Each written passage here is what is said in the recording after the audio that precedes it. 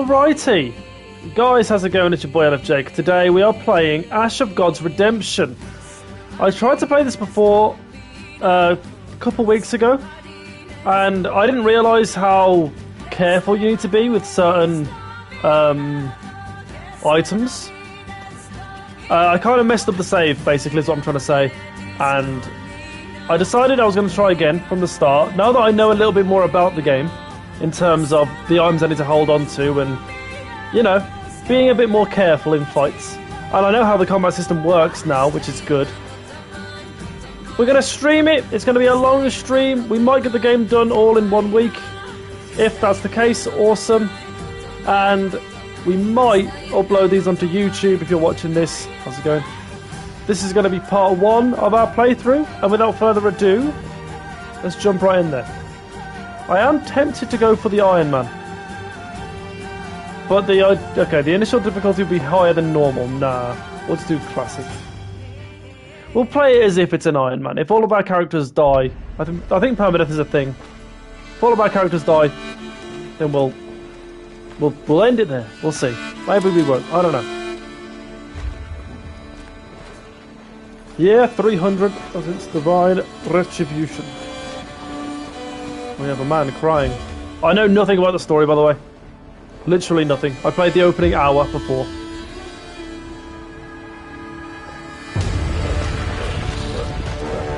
So I might be able to help explain what's going on in the opening part of the game. But after that, it's new for all of us.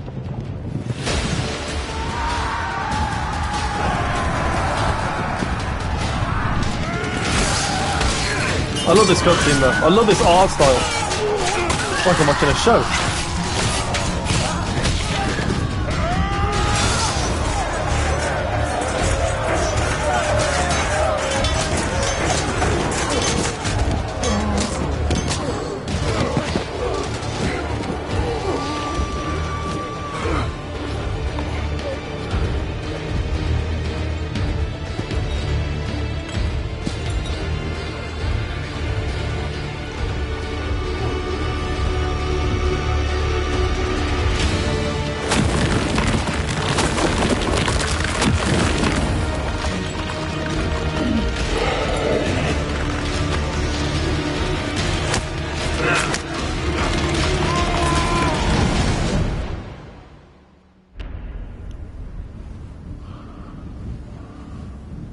I will try to give context about what's going on here. It does explain it, but it's not the most clear thing.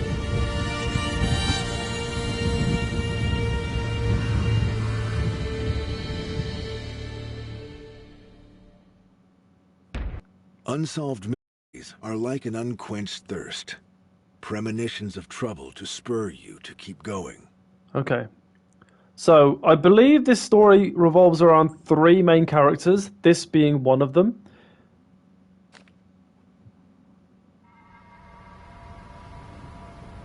Hopefully we'll learn more about what's going on.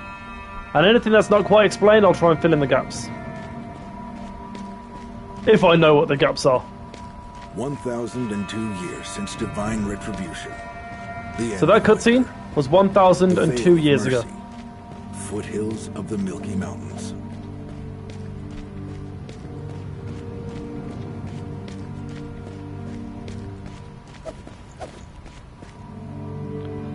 Oh, I know, sorry. 700 years ago. You and the other Kuros took to the field of Drowsy Deep, seeking to prevent the Great Calamity, the Reaping. So, there's an event called the Reaping, where all these evil dudes come and basically end the world. And there are people who live within the world called, I think they're called Umbrals. Basically means they're like immortals. And 12 of them all sacrificed themselves.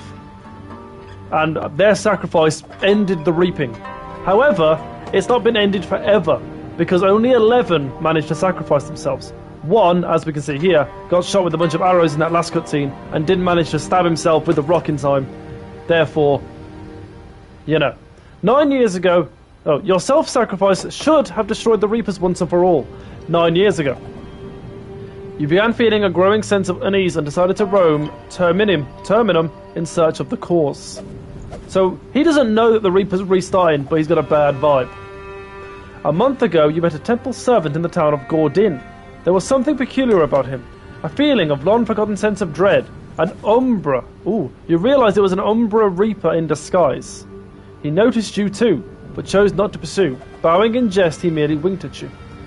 So there's Umbra Reapers and there's normal Umbras. I think this guy here is a normal Umbra. This guy saw that someone else was a Reaper, you know, the bringer of the end of the world.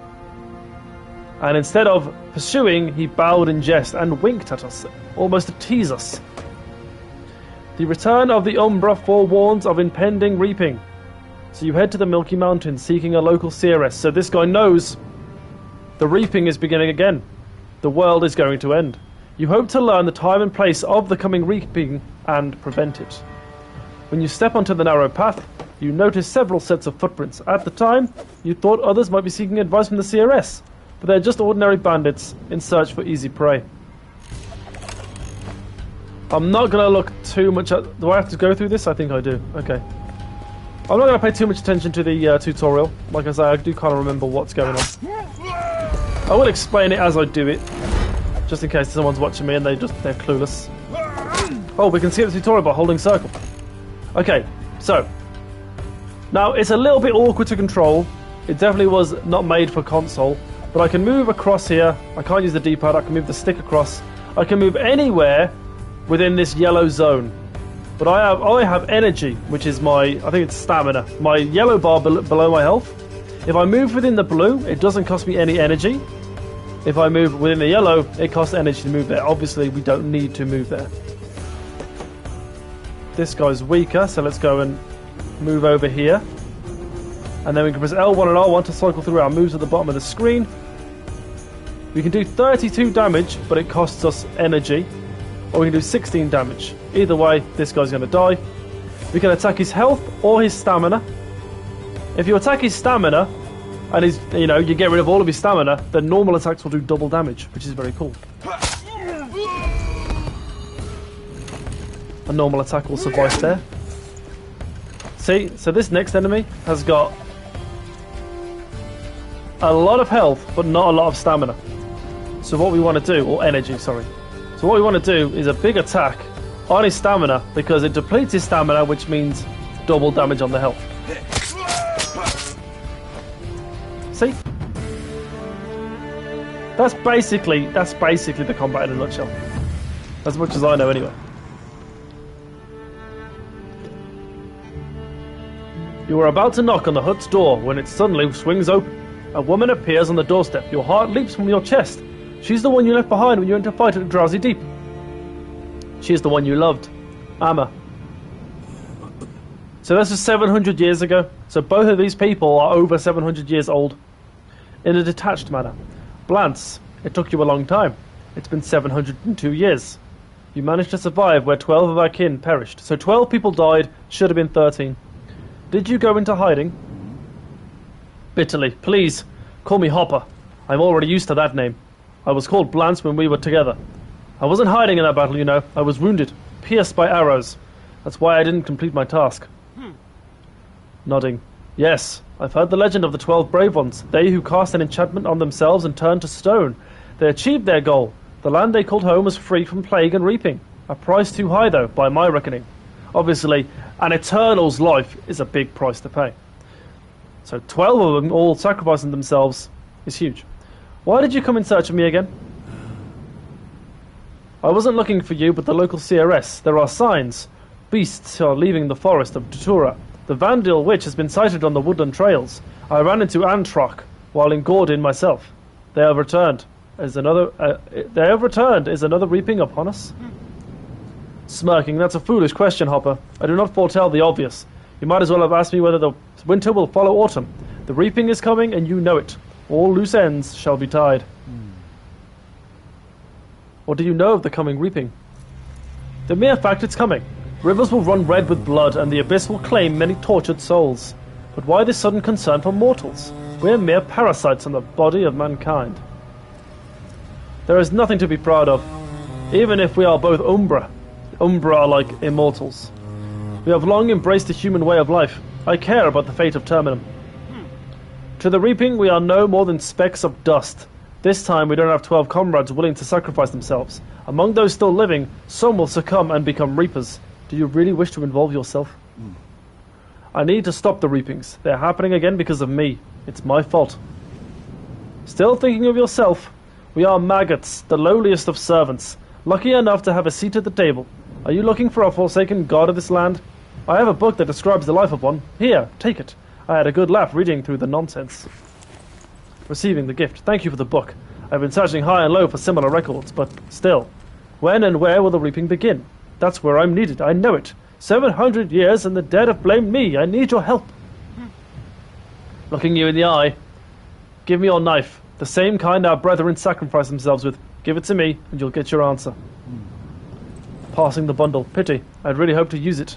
I doubt anything else can kill a reaper. Well, here you go. But why do you want it? Taking the knife. The reaping shall begin on the day of the vernal equinox. Both in the north and the south, in the towns of Wodan and Albius. I wouldn't waste time if I were you. So it starts in 2 different locations. Sadly, I don't have time to reach the north. Farewell. I hope our paths cross again, though you still haven't told me why you need the knife. I saw you kill me with this very knife, Hopper. So, I hope our paths never do cross again. Farewell. Saw you kill me with this knife. What does one need to meet old age in peace? Only to avoid a major disaster. Maybe the knife kills Umbras, but also turns mortals into Umbras. I don't know.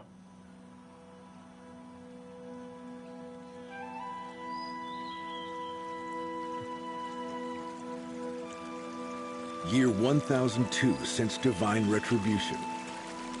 Burkana, the kingdom of Odala, city of Albius. The spring equinox. 8th year of peace since the last war. So this is the town to the south that the CRS was saying about. This is where captain of the guard the reaping and his daughter starts. Are strolling through the festival market.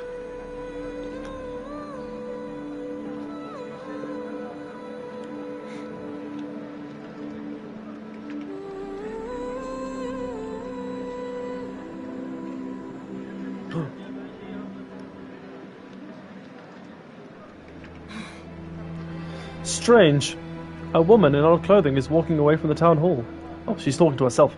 Her beauty should be turning heads, yet I seem to be the only one who notices her. Quietly. Glader, are you daydreaming again? You nudge your daughter when you see the Burgomaster, Baron Trobel, approaching. So this, Thorn Brennan here, is our second main character of the game. Along with the last guy whose name I already can't remember. Blant, but he wanted to be called something else. Hopper, I think. Grinning, good day, Thorn. Glader, I take it there is a reason you have been scouring the market since dawn, looking for a gift for Licky.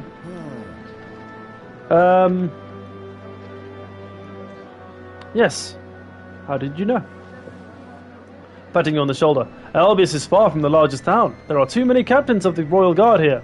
There aren't too many captains of the Royal Guard here, and fewer captains' wives. So we used to be, or we are, a captain of the Royal Guard. And only one of these wives celebrates her birthday on the day of the spring equinox. Please, give her my regards. With gratitude, I will, Burgomaster, though you are most welcome to stop by and do it in person. The Burgomaster is eager to carry on, but one of the citizens calls his name. Trobel gives you a nod and tends to matters. Looking at the retreating Burgomaster. A stubborn old man. He seems resilient. I've heard he is a distant relative to the king himself. The distance of their relation may be the secret to his longevity. Well, it looks like we got carried away and aren't any closer to picking a gift for Glicky. What are we going to get her? Care to give me a hint? What would your mother like? So I get to choose here. Maybe jewellery, maybe clothing. If only Mact came to visit. Gotta go jewellery, right? Then we should head to Rask's shop by the town hall. If we need clothing, then we can visit the cloth merchants.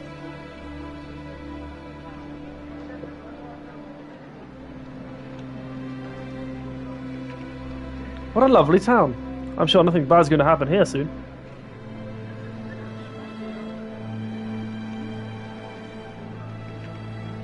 So let's go straight to... Oh, wait. Okay. We got Padagang, who's one of the merchants trading in fabrics and clothing. Your old friend Rusk trades in jewellery. But Glada looks as if she wants to say something, but she is too shy to do so. Perhaps you could talk to her. Was there something you wanted to talk about? I know what Mother really needs. Good health for her ailing heart. Is there any way to mend it? Magic? Help from the gods? I don't put faith in magic. Even the gods, it seems, don't offer help to their servants. Remember how we call their temple? The Temple of Divine Retribution. Only fools expect any help from them. I wish we knew why they had to exact this retribution on your mother. With a sigh. Then I guess we should be content with what the market has to offer. And I'm going to win tomorrow's fencing tournament in her honour. Do you honestly think she'll take pleasure in watching her daughter hurt herself with another's blade? Even if it is but a practice sword? Mom used the fence when she was younger.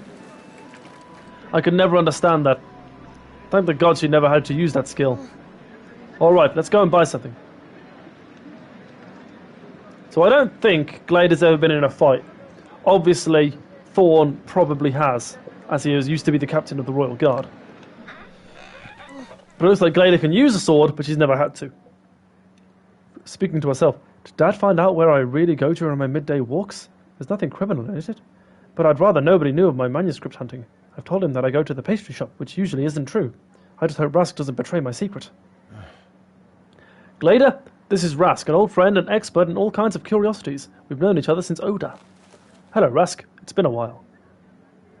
Smiling. It's been 3 years, my dear Thorn. We've run into each other now and then, but ever since you arrived in town, newly retired, and brought a silver necklace with a garnet, you've forgotten all about my shop.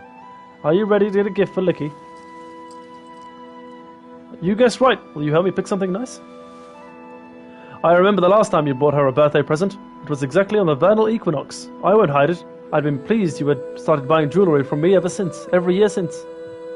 So the vernal equinox is upon us. So the date is right and the place is right. The reaping will happen here. My wife hasn't been interested in jewels for the past few years, though the garnet necklace is her favourite. She's been feeling better as of late. Is it true that garnets aid a weak heart? If I'm not mistaken, garnets possess no magical properties, but certain other stones do. Concoctions cannot mend an ailing heart, but the warmth of a lovely family can preserve it. Though I have heard there is a particularly skilled healer in Ursus. Unda is her name, but she cannot perform miracles. A healer from Ursus? Yes, I've heard of her. We've been to Ursus and visited the Menhir, but it was all for naught. The healer wasn't at her home.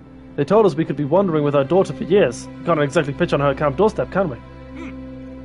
And the Menhir, it didn't help at all? My wife and I had visited all the Menhirs in this kingdom, in those neighbouring too. We've talked to holy fathers at the Temple of the Divine Retribution. Licky's ailing heart is no mere sickness. It's an inborn affliction, aggravated by the difficult delivery of our second child. We got a second child? Interesting. Menhirs cannot heal such injuries, just as they cannot regrow a severed hand. Before getting into Menhirs, we were discussing other stones, weren't we? I offer nothing to no one without purpose. Nevertheless, I've been having premonitions as of late. Providence has brought you to my shop today. You are looking for a gift, and I want you and your family to survive the coming troubles. He knows about the reaping. Call me superstitious, even mad if it pleases you. I hope I am mistaken, but my premonitions tend to come true, and you, Thorn, will benefit from the Strix. I know. It is indeed expensive, but you can pay in installments over several years if you'd like. Rask reaches into a box and places a highly polished stone on the counter. The metal setting is very unusual. It looks like an insect, tingling, clutching at the stone with its legs. If this large Strix reduces in size, the platinum base will squeeze its legs to grip it tightly. Think of it as magic if you like. I've never come across magic. Did you not reach the edge of the world in your younger years, and did you not see a veil that surrounds Terminum? More still, you entered the Wall of Mist, which had swallowed many men before, and emerged, carrying your father-in-law out of danger. Was that not magic? I don't know what it was, but if some magical remedy did exist, Licky would have been cured long ago. That I know. Even if I couldn't buy it, I would have still found a way. But this stone you have is for sale, so name your price. Such rarities do not come cheap. The price for this stone is 100,000 gold coins. Even if I paid you over 10 years, I still couldn't afford it. If only you knew how quickly decades go by. What I mean is that, at my age, I've already been thinking in decades for some time. In our case, every hour counts, right, Glader? Does something come to mind? And Glader can say, I would say Strix, because maybe it'll help the illness.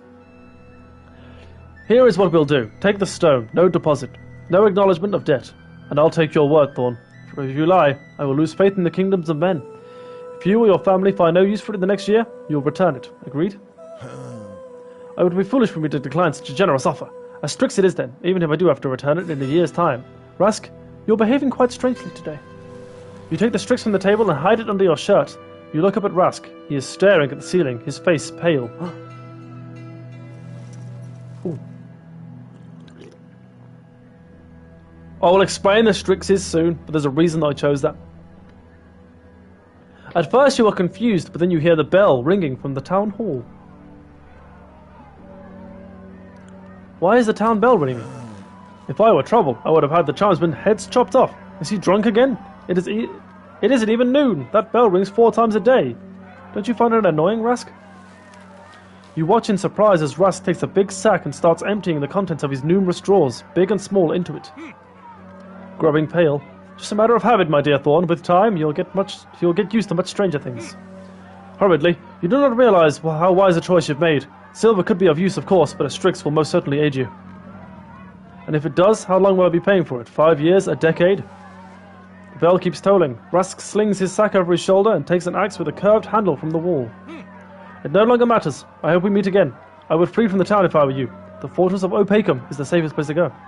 Ah. See, he knows the reaping's about to begin. The merchant retreats into his shop. You hear the back door open and close. Glader, it looks like Rask has lost his mind. We should leave. Oh my god. Maybe he's not so crazy after all.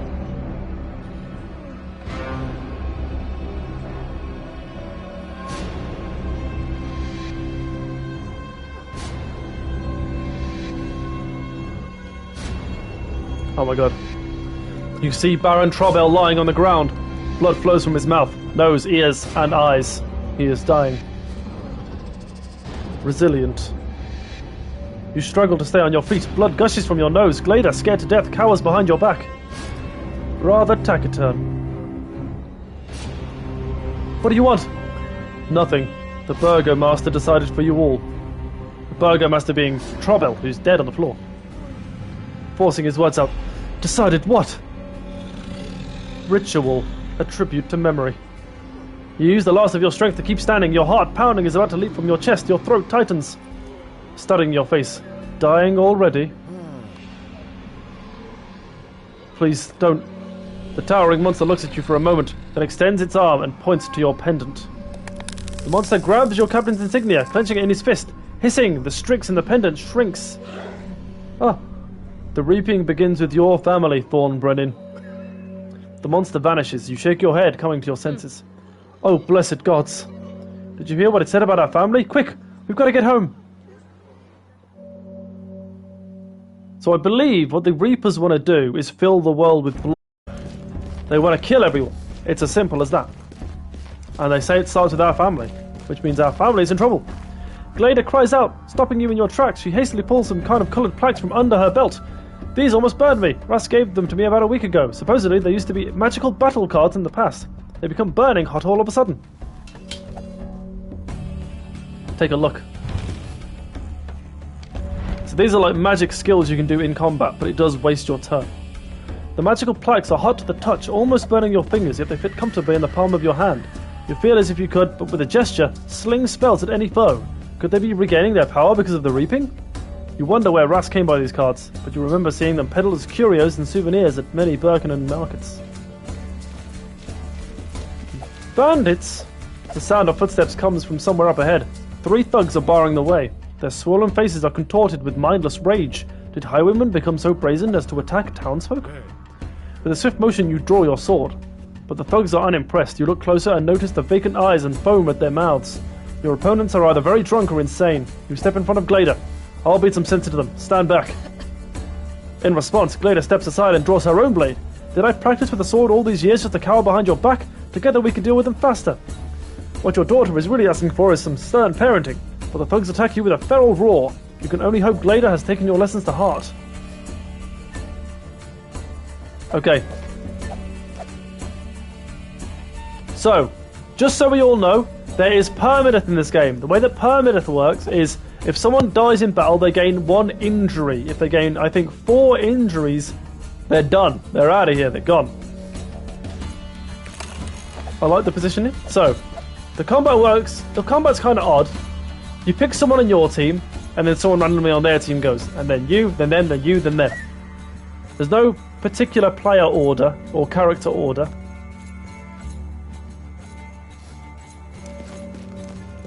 Send Thorn ahead.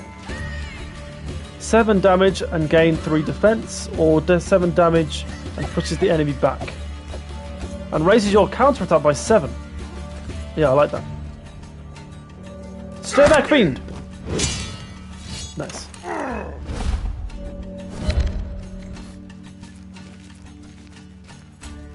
Oh!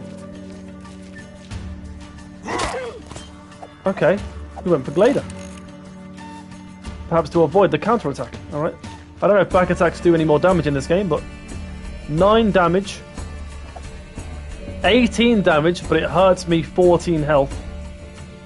And ooh, I can do 27 damage, but it hurts me 27 health. A normal attack will be the smartest option here.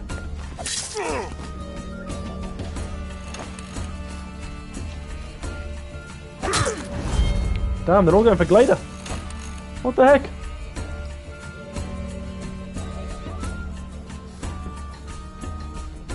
What's good is, though, it could be 7 against 1. The turn order will always go, their turn, your turn, their turn, your turn, their turn, your turn. So even in a 7 against 1, you'd get loads of turns. It's not like if you fought 7 people, you'd get hit 7 times in a row, if that makes sense. Okay, let's go back to... You know what, let's go Glader, because Glader can kill this guy.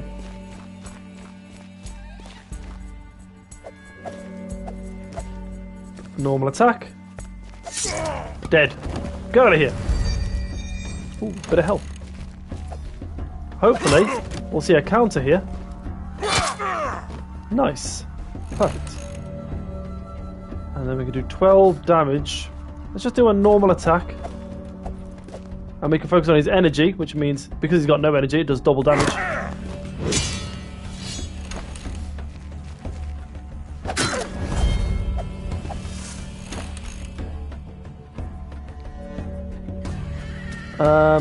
I'm going to use Glader. In fact, we can do this big attack. Oh, this one. And it will hurt me quite a lot, but it will kill him. Nice. And then hopefully, we'll get a counter and kill. Nice. Frozen with terror, Glader stares at the bloody corpses. This is the first time she has fought to the death. Grabbing your daughter by the shoulders, you shake her until she looks away from the bodies. She meets your gaze, and steeling herself, nods with determination. You are proud of your daughter, but even more so, worried about your wife. There is no time to lose. You need to get home as soon as possible. A couple of side alleys later, you open a familiar gate.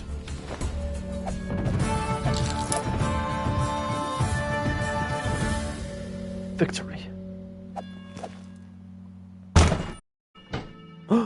You run into the house. Blood covers the living room floor. Old Tenor, your housekeeper, stands at the door, trembling. Kina, his daughter, and your maid, lies motionless on the floor. So the housekeeper's daughter. Just beside her is your wife, Licky.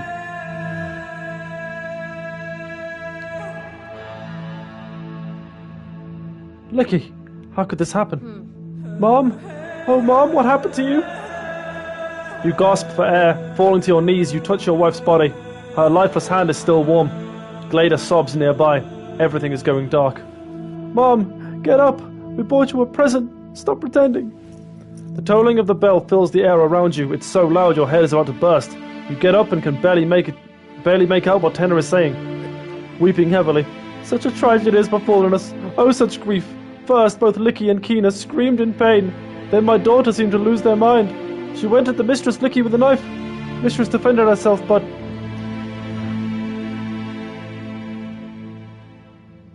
Licky, please no. Dad, what do we do now? How do we go on? So is Kina our other daughter? Or was Kina his daughter that went crazy? I'm guessing the same thing that turned the bandits crazy affected the daughter. Oh, the horror! The horror! His Excellency Count Victy and his young son Bran always said it would end this way. The Count said many things. Dad, this isn't the time for old grudges. It said it would start with our family. We have to leave town. All right, Glader. Pack your things. Quickly, Tenor. Saddle the horses. Coming to his senses. Yes, understood. You brush aside the strands of your wife's hair and notice something odd. A dark blue mark, like an ulcer on the nape of her neck. The surrounding skin is swollen, as if burnt. Glader also notices it, and backs away, her face pale.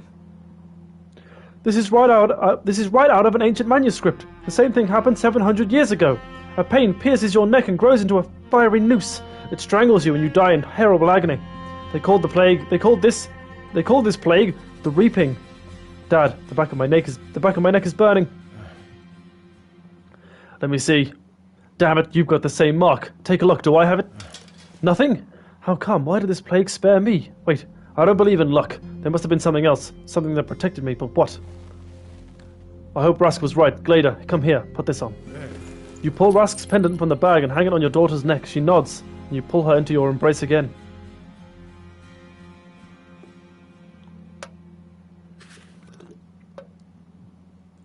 You walk into the front yard and look around.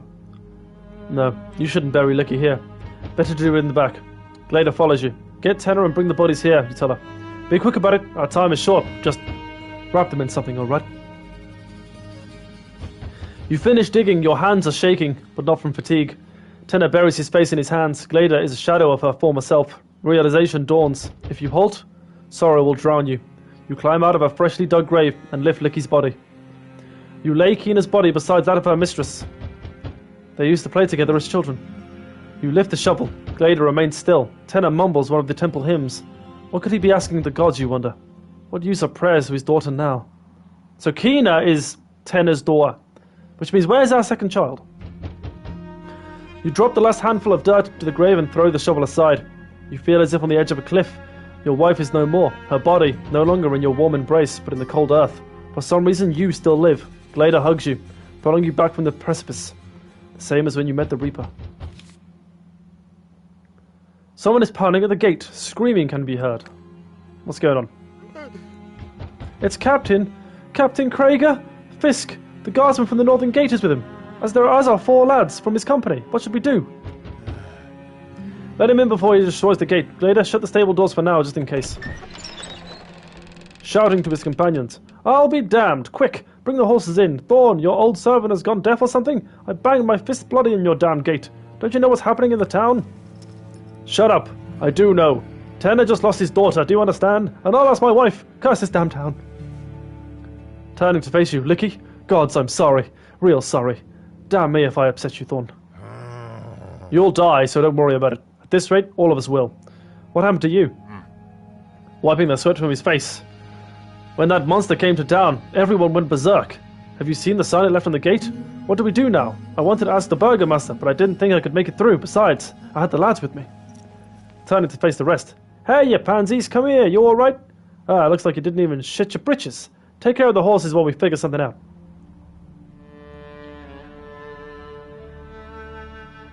Okay, so we've got a few people to talk to here. We've got one of the soldiers who's leaning against the shed. We've got Glader who's packing. Tenor is taking his time. A young soldier from Albius Company. The young soldiers from Albius Company. God, I can't. Words. Words! I'm just going to gather everyone, but should I gather? Yeah, too much reading. Let's just get everyone together. Krieger, forget about trouble. The burgomaster is dead. We're up to our belts in shit. What do we do now? Wash the shit stains and run. Now, what's the sign on the gate? How should I know? I was standing guard by the northern gate with Fisk. May the gods punish him with sobriety. Suddenly a monster appeared. Flit is one of the young soldiers that was with him. I've heard of this creature. Temple records refer to them as reapers. They come in reap time. They don't always look like monsters. Sometimes they appear almost human. Umbra, they call themselves. But there's only a passing mention of them in the chronicles. I've got no idea, and frankly, I don't care. I just want to know what I saw. I just know what I saw. Such a sight, you'd shit your britches. Many did, in fact. They all fell to the ground. The monster drew some kind of mark on the gate and let out a screech. The Reaper said that the gate was sealed and death would come for all. It spoke in the temple tongue, and then in Frisian. Shut up already, dammit. You've been prattling on and on. If only you waved your sword around with as much bravery as you wagged that tongue, you snot-nosed brat. Voice quivering. Have I ever given anyone a reason to call me a coward? Krager, stop it. Oh, my loyalty. Hold your horses. You two fit calm down. How come you know so many languages?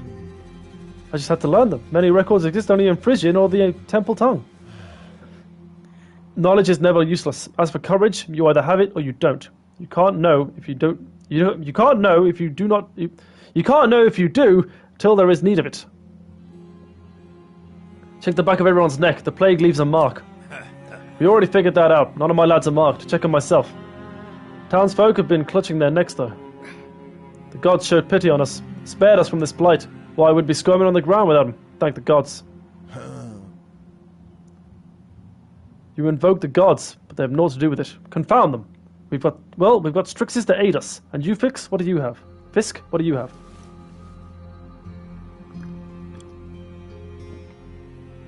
Ah, a lot of reading.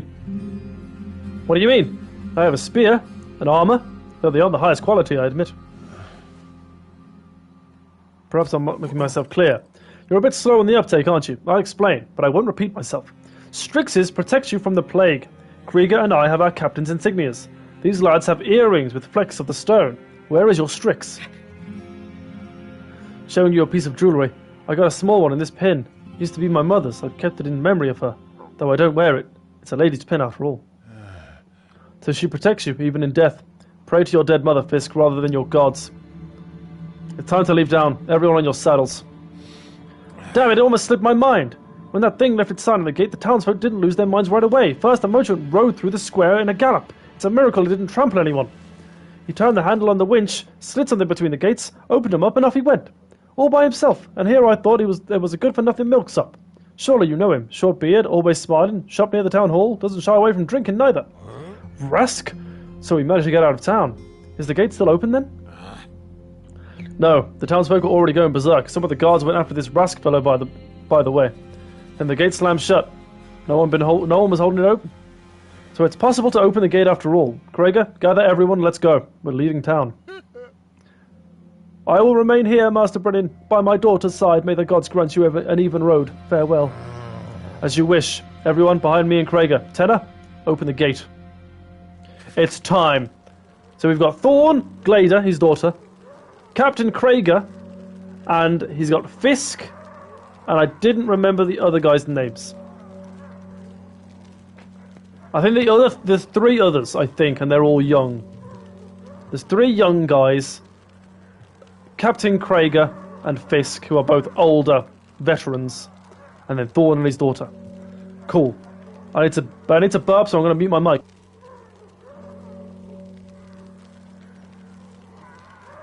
Good.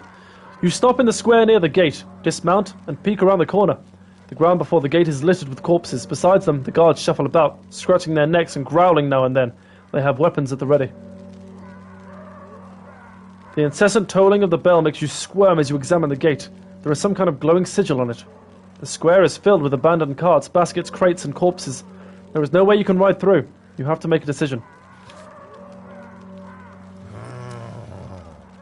Don't you realize what's going on?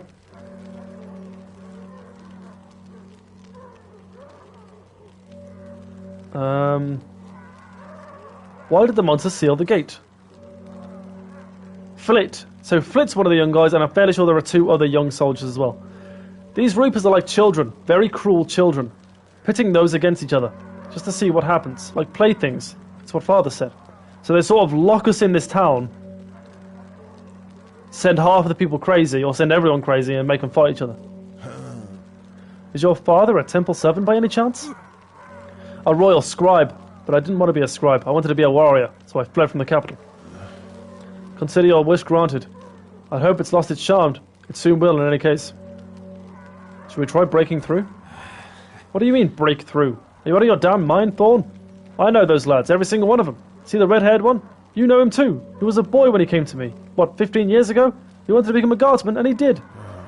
Do you suggest we hoist our horses and wall over them? Hoist our horses over the wall, then? I know those lads too. See the woman lying there by the barn? She's mother to one of them. Who do you think cut her down? These are not the people we knew, Krager. Quietly horrified. Well, I'm not quiet myself when I drink either. Should I be killed for it? How do you know this can't be undone? Do what you will, Captain, but I won't lead an attack on my own men. You see the corpses at their feet? Those are our lads, damn it. I'll give the order. Enough pondering, it's time to act. We cannot just charge at them, we need to split up. One group joins the fight, the other circles round to the flank and makes for the gate. Why split? The strength in numbers. And what if more madmen turn up? I'm not here to win a fight, I just want to get us out of I want to get us out of this alive. How do we open the gate? It's sealed by the sign. If Rask managed, then so can we. On your guard. You there, follow me. The rest of the gate.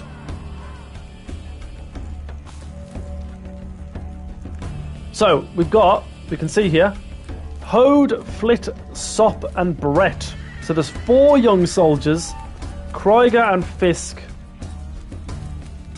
and obviously Thorn and Brett. Quite the squad we've got.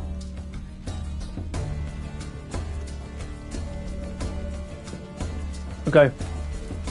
We'll start with Fisk. We'll get Flit. And Krieger. In fact, no, Krieger was hesitant to fight. You know what? I think these 4 will be fine. And then the other 4 can be the ones that get to the gate. Fight! I want to try and be as RP as possible when I make the choices of who fights who. Oh, there's 5 of them. I wasn't expecting this. Okay, so it starts with our turn. If we wanted to, we could press triangle and use one of these cards. But I think the first thing I want to do is get Thorn. A risky play, but we're going to go for this. Get him right there in the middle. And do the move that raises my counter attack.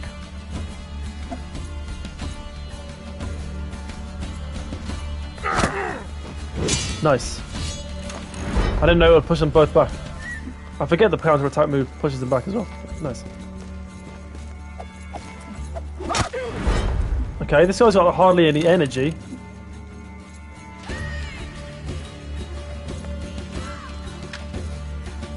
Can I back out of this? It doesn't matter.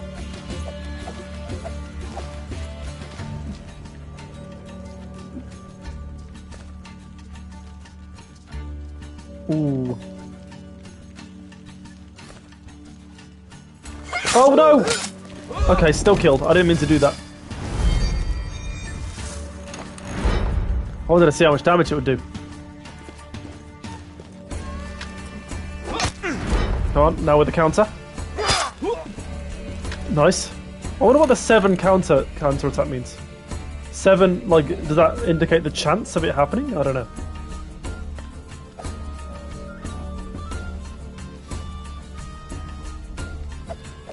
Now I'm fairly sure Flit can attack in straight lines. That's how archery works in this game. I can do an 18 damage, but it hurts me 14 health, or I can do a 7 damage. We'll play it safe for now.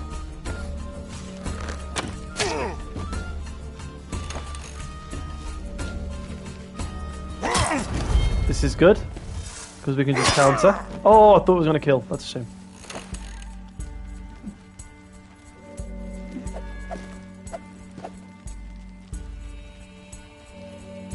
Oh, actually, piercing strike. This attacks... Hold on. Oh, no. I pressed the wrong thing. How do I go back?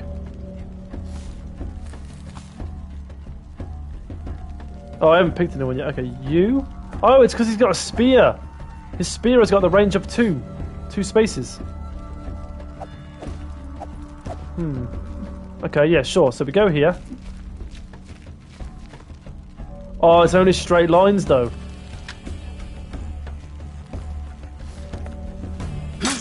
Okay, good. I wasn't sure if I was going to hurt Thorn there.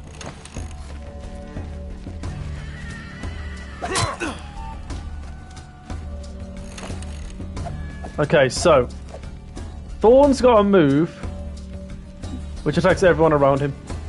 So the first thing we want to do is move Fisk out of the way.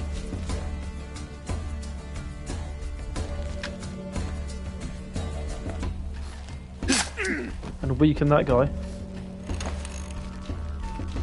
Will he be able to reach Fisk? No. So now we want to use Thorn.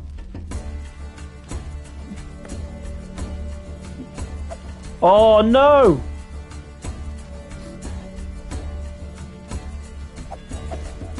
Nightmare. Oh no, I'm still gonna hurt him. I didn't realise it hurt. Okay. Pain. I'm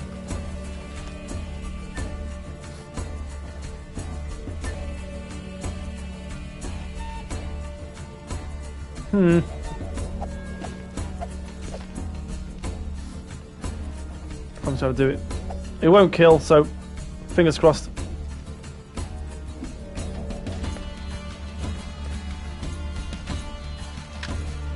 What am I doing?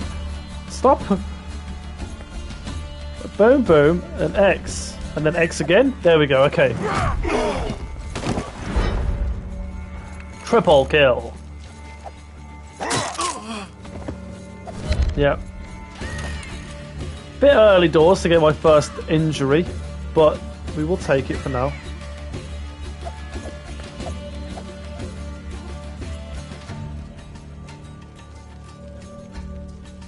Nope. See, this is what I mean about being a bit finicky.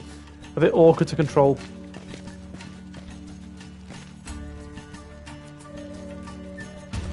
Do a normal attack. Got his energy.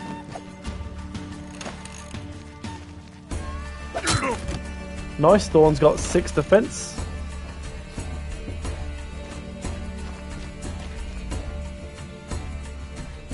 A normal attack will have to do. Increase energy. Damage received is equally split between health and energy. That's good. Might as well just do that. Fill a bit of energy and then deal 8 damage.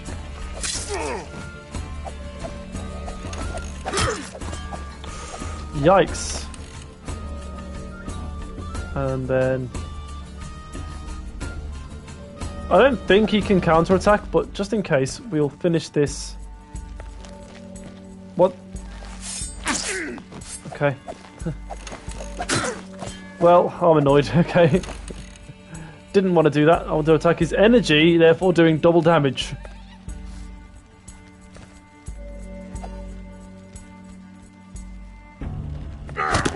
Get out of here.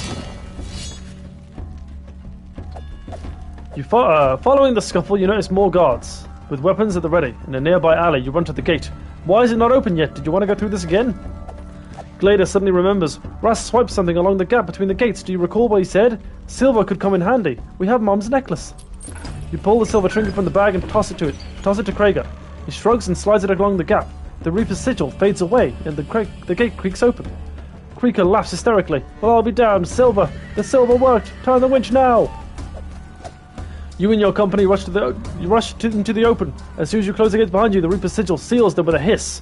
Soon enough, fists begin to pound on the other side. The bell still tolls over Albius. You look at your companions. I must save my daughter. And you, since you decided to join me, it's at least those who still wish to carry on. We'll try to make to the nearest Menhir. It might help. Onward!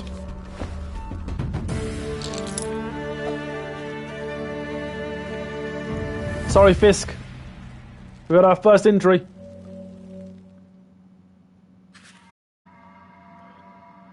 You look to the road leading west. There are hoof prints and even dry drops of blood in the dust. You conclude it looks like Rask's pursuers went that way.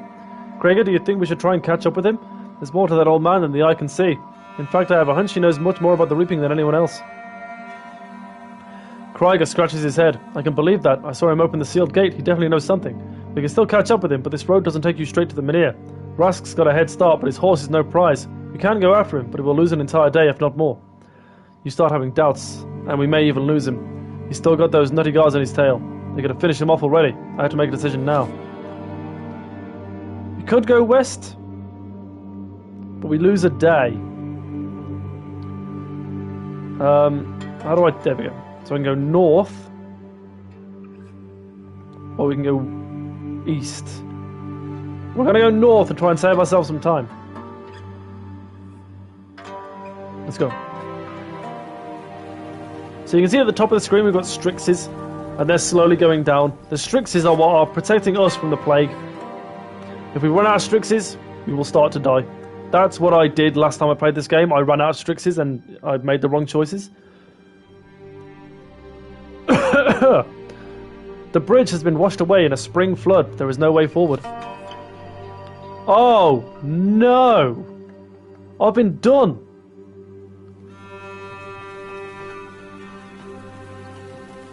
So I still lost a day.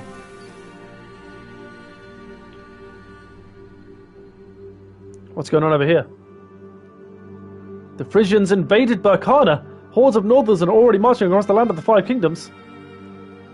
Well, that's not good. Right, we're going east. We're going towards the Menhir. We've already wasted enough time. And Strixes.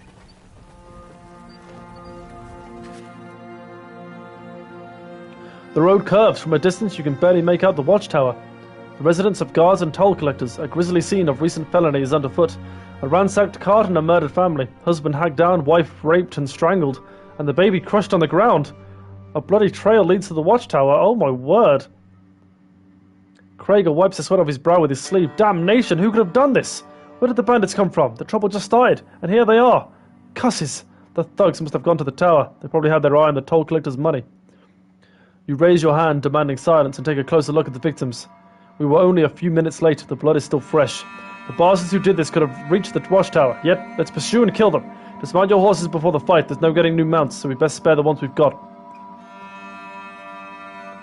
It's not long before you catch up with the murderers. They didn't expect to see an armed band, but react quickly and scurry towards the forest. You're not letting them go. Damn right we're not. You bastards. Okay, so now we're going to be a bit careful. Fisk is injured. What's this triangle? Why is this flashing? Oh, Thorn's leveled up. Okay, so I guess we level up one of these top row moves. Endurance gives him more energy and walking. 3 to defense, I prefer that. 1 to attack. 3 to cooldown. Yeah, we're going to go for the attack one. Is that it? Let me just back out. Cool. Okay, so I don't know if... So, where can we look at Fisk? So Fisk has now got 17 max HP, which isn't great. Oh, loyalty. High loyalty from Flit. High from... Oh, okay. If you get high loyalty, you get bonus stats. Cool. Okay, we need a big team for this one. Thorn is the only guy that's level 2, which is good, but okay. Let's see here. Do we keep Fisk in the fight? Will he ever recover from that injury? I'm not sure. We'll take him out. Oh, I need to replace him with someone else. So we go Krager. And we'll go... Okay, I've got 3 choices here. Hode, Sop, and Brett. Having 2 archers will be good. And then... I'm going to go with Sop because he's got 52 health. Sorry, Hode. You're missing out on this one. Fight! Oh, wait, cards. Can I change these? Oh, whoops. Okay, I didn't mean to do that. What? It says left stick cards. But if I click in the left stick, it gives me the help option. I don't know. I didn't mean to press triangle. Okay. Fight!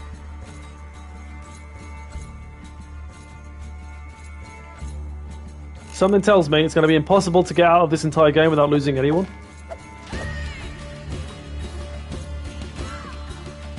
I feel like it's ideal. Wait, let's use this positioning. It's ideal if we put both of our archers over here, because they get the cover of the rocks. Then we have our 3 warrior boys right in the middle. Glader off a little bit to the left. Sounds good to me? Sounds good to you? It's good to me. Okay, and begin. We have our cards as always. What do the cards do? Increases defense by 10, in effect until next turn. Reduces health by 5 to a random enemy, and energy by 2 to all party members.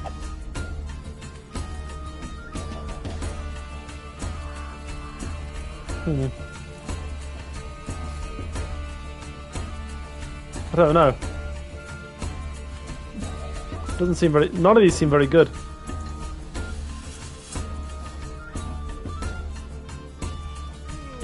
Reduces attack by 5 and increases attack by 1 to all surrounding units. So it's like a, I don't know.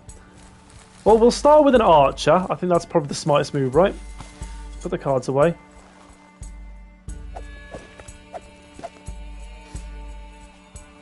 I can just about reach that guy at the far end there.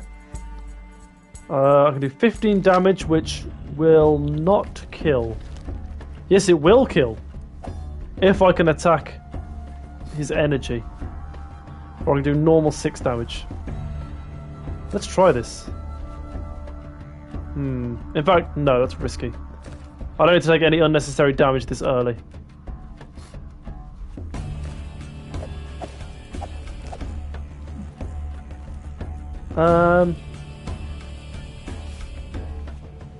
Yeah, normal attack to the health. Should be fine. I'm realising that attacking their energy is good because it actually limits their movement as well. Okay, they use a card, which didn't actually hurt me. I can't use the other archer. I'll tell you what I can do with this archer though. I can move him here. So you can see when I hover over this panel, the enemy over there is starting to flash. That means that guy's in range of my attack. What's this? Increases your defense by 4. No, we're not going to get attacked yet. Good first couple turns by the archers.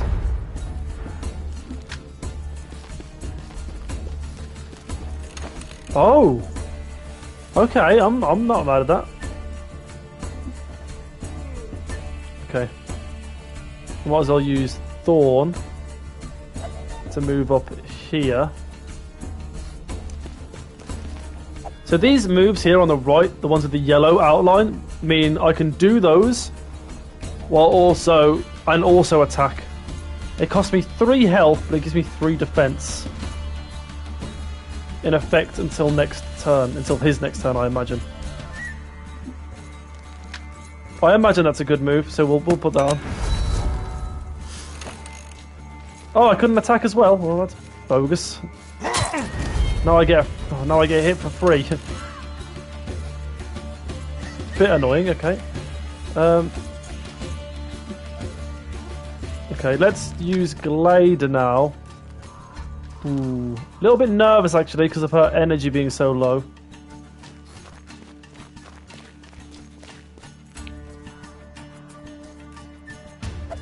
We've got a move here that increases energy.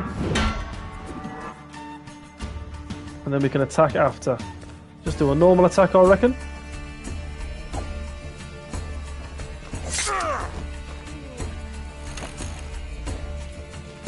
Yep, she will get a free hit for her troubles. Okay, we've got 2 more people to use, Krieger and Sop. Well, Sop can only reach this guy, so that's made up his mind. What can he do? Increase your defense by 3. Increase your counter attack by 6. That's good. Let's put that on. And I don't want to do a move that's going to hurt me. Not yet. Good hit by Sop. Okay. Expected. Okay, Krieger can just about, while using some energy, reach here.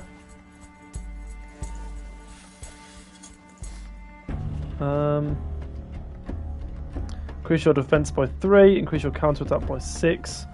I don't know if I can do this. I don't need to do it, actually. Let's just do 6 attack on this guy.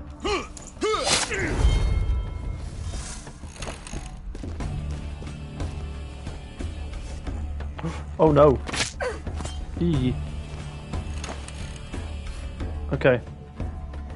So Thorn can attack 2 people here. But he will also hurt Sop. So we've got to move him first.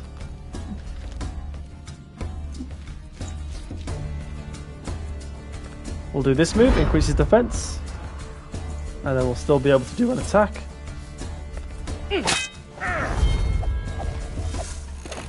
Now Thorn's set up to attack both of those guys near him.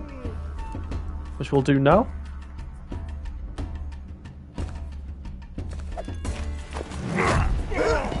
Ooh, thought it was going to be a double kill.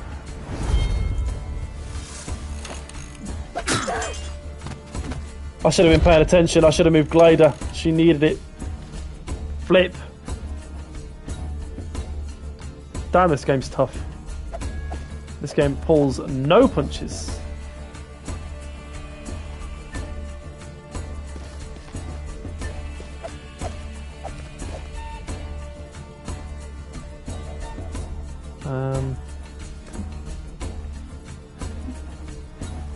Oh my god.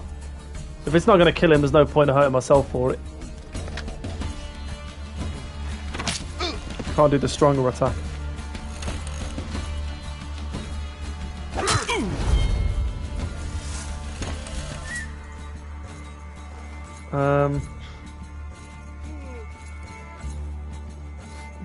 Jesus.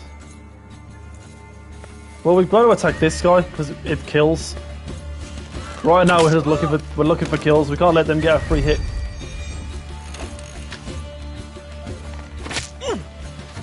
That's fine.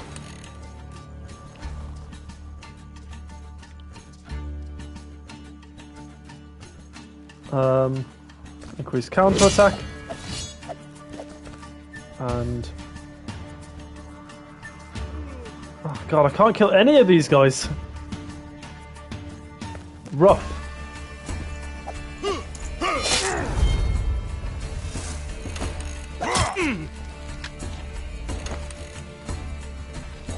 Okay. Well, I'm going to move Sop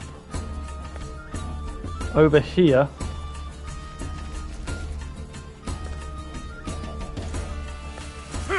Because then it encourages people to attack Krager, and Krager's got his counter attack ready. Just like that.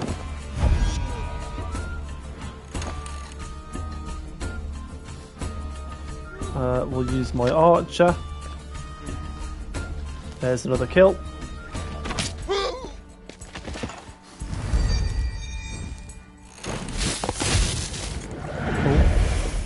They've lowered Thorn's defense greatly. God, I really hope there's an option to remove an injury. Otherwise, I'm screwed.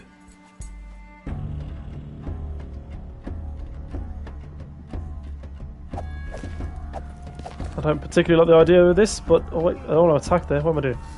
Move there. Oh, what's this? 16 damage.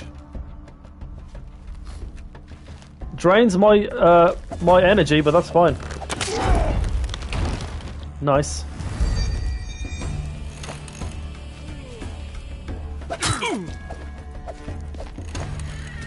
These guys are no joke.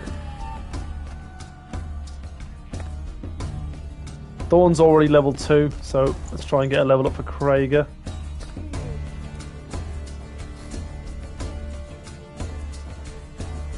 God damn it, I'd rather kill him.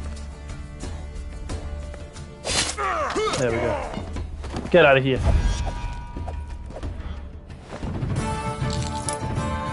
We got 50 Strixes, but we got an injury. But she leveled up. When the fight is over, you glance at the tower. It is not that far. The sound of battle must have carried well, yet nobody rushed to your aid. On the other hand, what can a guard or two do against a gang of thugs? Still wondering about that, you tell your companions to ride to the tower. And here's the tower.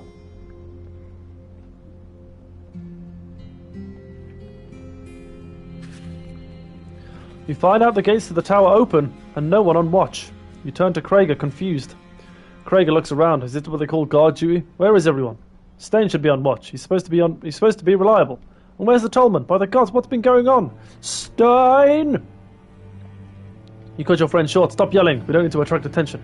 Go see if anyone's badly wounded. Krager shakes his head. They've got a couple of scratches, nothing dire. You rushed at them like a wild beast, and everyone followed suit. After all we've seen, I'd tear this filth to pieces with my bare hands. You agree. That's about right. All that dormant filth in our land is showing its ugly face now. All right, let's have a look around. I don't like this place. So we can find someone who knows what happened.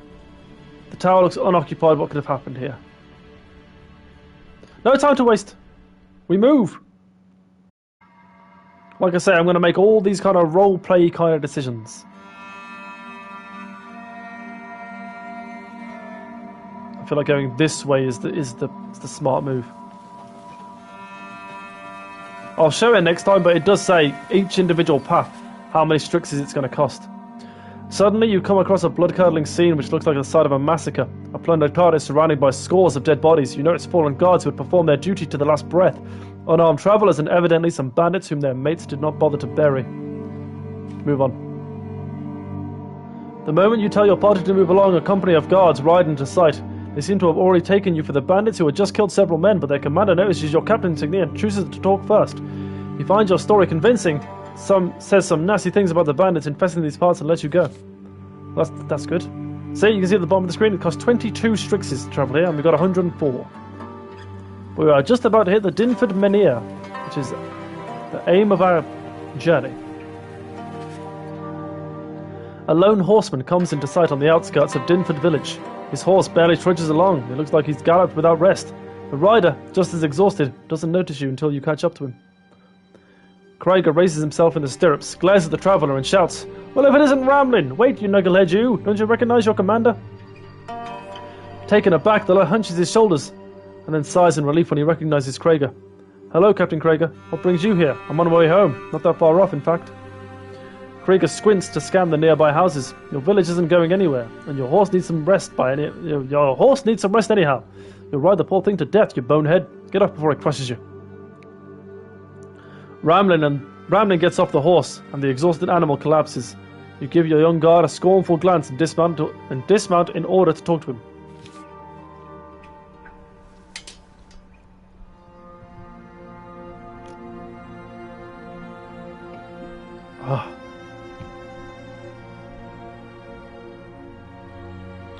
Catch your breath, boy. Take it easy. Now tell me one thing. We passed a dozen hamlets yesterday, but didn't see a single person. Do you know what's going on? I don't know. I didn't stop by any hamlets. In fact, I didn't stop at all.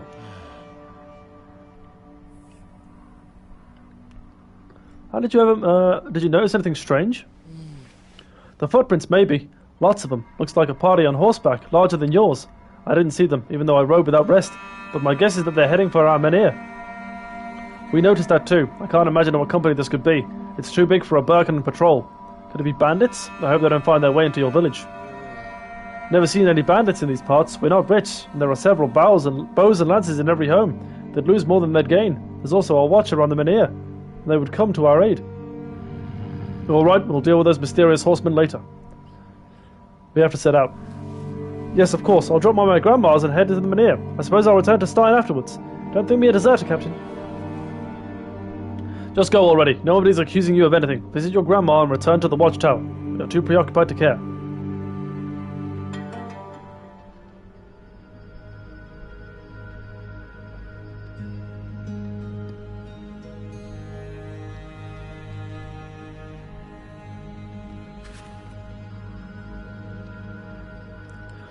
You pass a village. Its empty streets strike you as odd. A feeling of foreboding sets in, but you shrug it off. Right now, your only goal is the menhir. Everything else comes second. The villagers must have gathered near the sacred stone, Fitz says. It's a holiday, after all. You agree, relieved indeed. The villagers near the Menhirs traditionally hold spring festivities. Lost in thought, you don't immediately notice someone addressing you. Flit calls to you again, pointing to the road. There's something smoking there, and scavengers circle the black plumes. You slow down and take a closer look.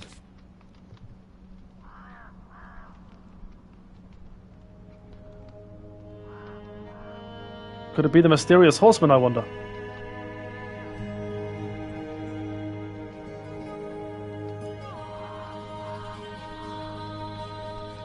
Oh. Looks a bit weird. That hanging body's there?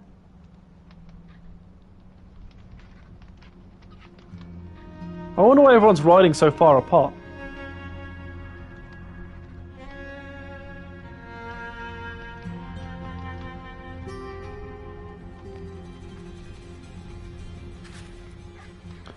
Heaps of corpses sit in the middle of the road. So many bodies, men and women, old and young, even children. There's a scaffold and some spears sticking out of the ground. The smell of blood makes you lightheaded. You trot closer, pulling back the reins of your horse. Scorched and torn asunder, these people died without making a sound. Their mouths choked with dirt. Severed limbs lie nearby. You turn around slowly.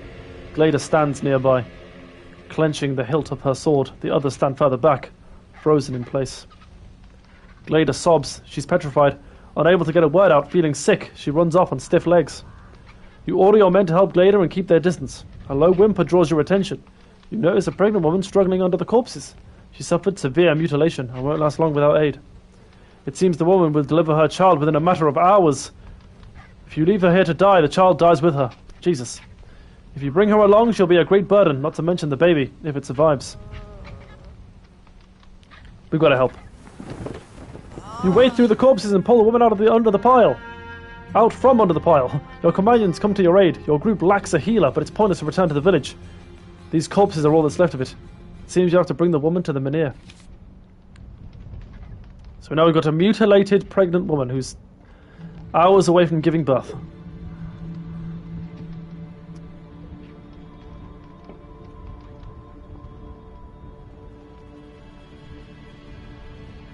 So there's the Menhir, that big rock. You stop your company at the bridge. There are suspicious figures on the other side. The watchmen's bodies hang nearby. The Menhir is soaked in blood. You see a man being forced onto the stone. Then he falls into the ground, writhing in pain. Flit grows pale. Aren't they ences? The old chronicles call them abominations. I've read they wield enchanted blades that can fly. Reap time is upon us. You draw your sword. They've noticed us. Be on your guard. These aren't fools. They've gathered near the bridge. We'll have to dismount. Don't swarm a narrow path like this. You'll only get in each other's way. Glada, look after the wounded girl. You order some of your companions to get to the bridge and the others to guard the rear. It feels as if the ensigns want you on the bridge so they can bring it down. Okay. Glada has leveled up, so let's do that real quick. Let's see. 5 to health, I think, has to be the one, right? Oh, minus 8 health. Ooh. Nimble Blade would cost me 8 health less than it normally does. But, resilience. She's got injured, she needs it. Okay, so let me think here. I need 2 warriors. I think Krieger and Thorn will be the ones. I can put a pikeman behind, and then 2 archers behind them.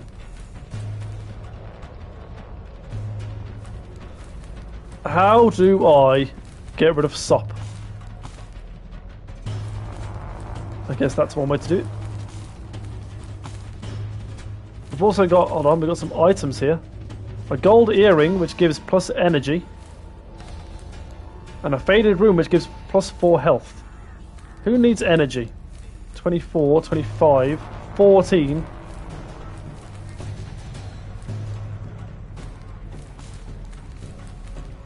Glada.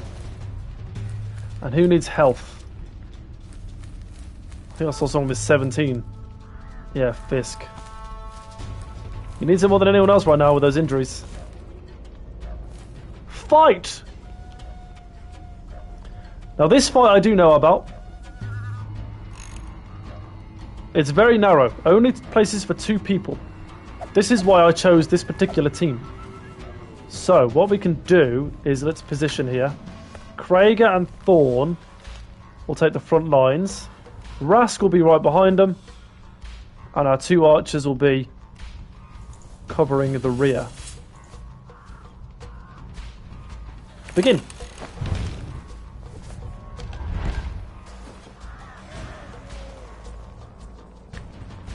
Okay. Almost feel like we should start with one of these.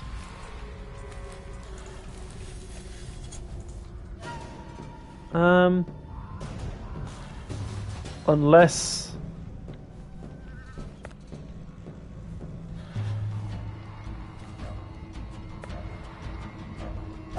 Yeah, unfortunately... Okay. The best thing I can really do here is use Thorn, move here, and increase defense of a party member. Increase your own defense by 3.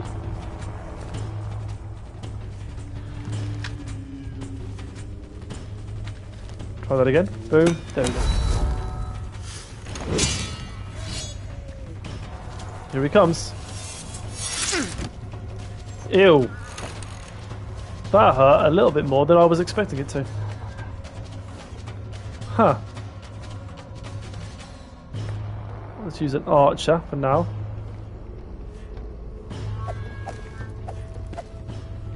I don't need to be any closer than this. 15 damage is decent.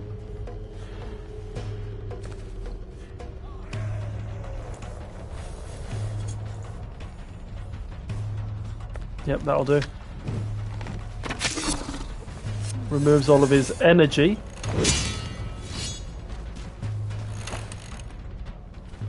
Okay, that's a good sign. Will Krager manage to reach? No. That's a shame. In fact, then, what I'm going to do is get my other archer. Okay, never mind, he's being blocked by the other 2. Do I want to become famous? Yes. Yes, I do. Remove that, okay.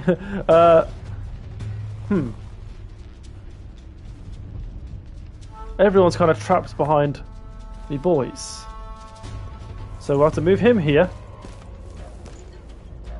And raise his counter attack.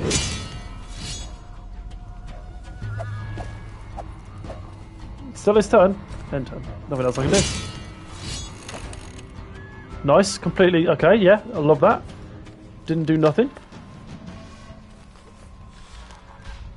Still can't attack, okay. Rask. Come over here. What can he do? Increase your counter attack by 12, defense by 3. We'll do defense, I guess, because, you know, he can't counter anyone. No one's close enough to attack. But if anyone does a range attack, then at least he's got the defense to deal with it. Okay, now this is what we want to see. Okay, so we'll go here. And we can shoot. We could kill. Yeah, let's do it.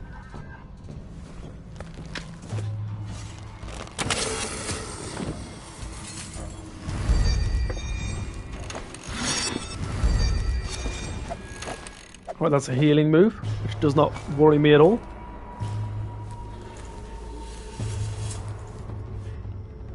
We'll use the heal on Thorn.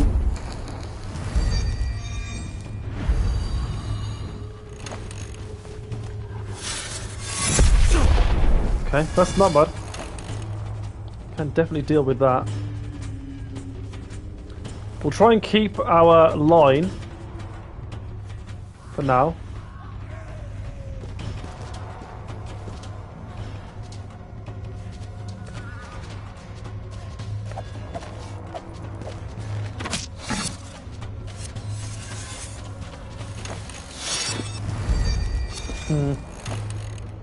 Is it just that one in the back that heals, you reckon? Right, it's got to be one of our warriors.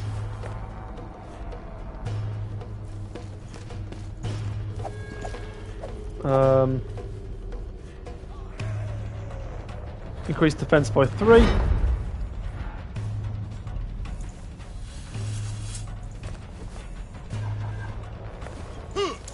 Yeah. That normal attack also increases my attack by 1, so that's good. Kinda sucks, but I will take it. He's also broke my line, which is a bit annoying. Oh, actually, this can work out really well. I think... Stay there. Do the big attack on this guy. As long as that archer doesn't die, that was a good decision.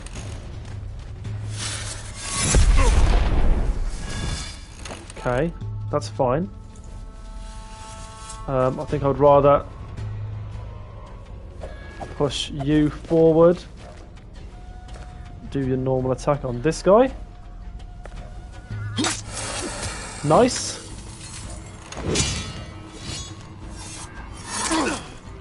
Ooh! That wasn't cool.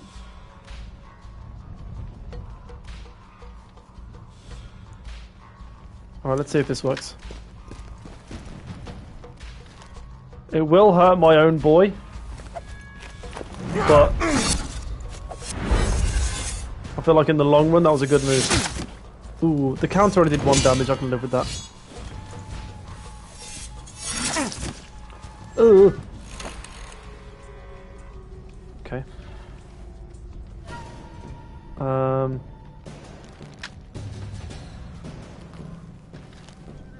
Okay, I think Pask can kill this guy.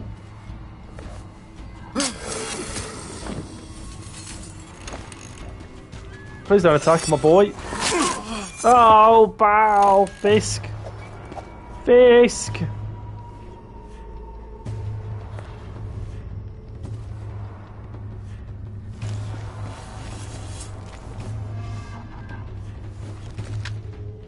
This will kill.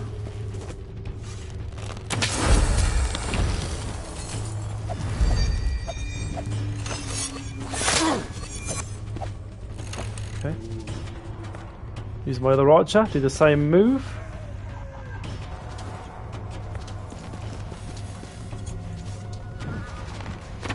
Drains their stamina, but I don't think they're going to be having any more turns after this.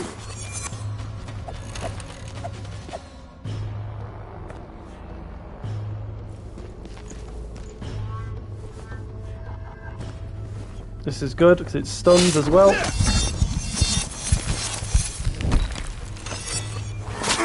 Oh no! Forget the stun, he still attacks.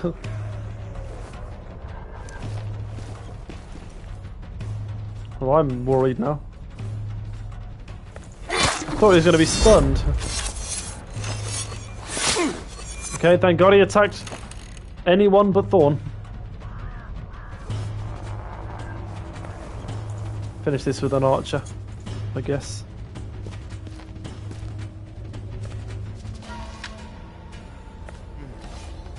Yeah. This game is tough.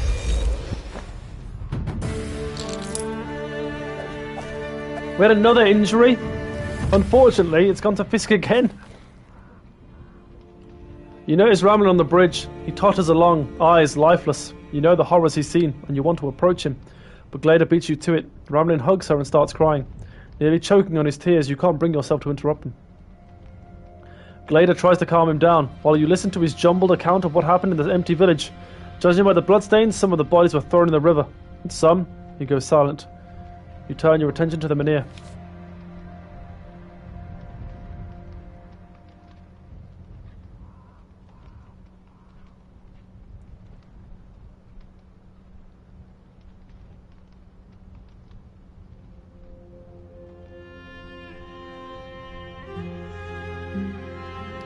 Some of my horsemen are miles ahead. They've already gone way past the Menhir.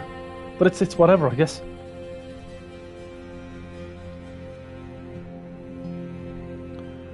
Blood on the ground. I can see there's people hanging, so we need to know what happened here, do we? Ramlin is going crazy. And here's the Menhir, your destination. Was it worth the journey? Hey, Captain. What are you standing around for? Go take a look at the Menhir. You afraid of getting your hands dirty or something? Not a pretty sight, though. Looks like the fiends drenched it, the stone in blood. Hey, It's strange. You see that monk fellow lying there? The Ensis forced him onto the stone. That's what killed him. Could it be that the Ensis polluted it with some sort of vile ritual? What happened, Captain? Didn't you used to say that all that sorcery stuff was bollocks? Besides, those abominations are no match for the gods, that's for sure. Maybe we'll get rid of those nooses around our necks.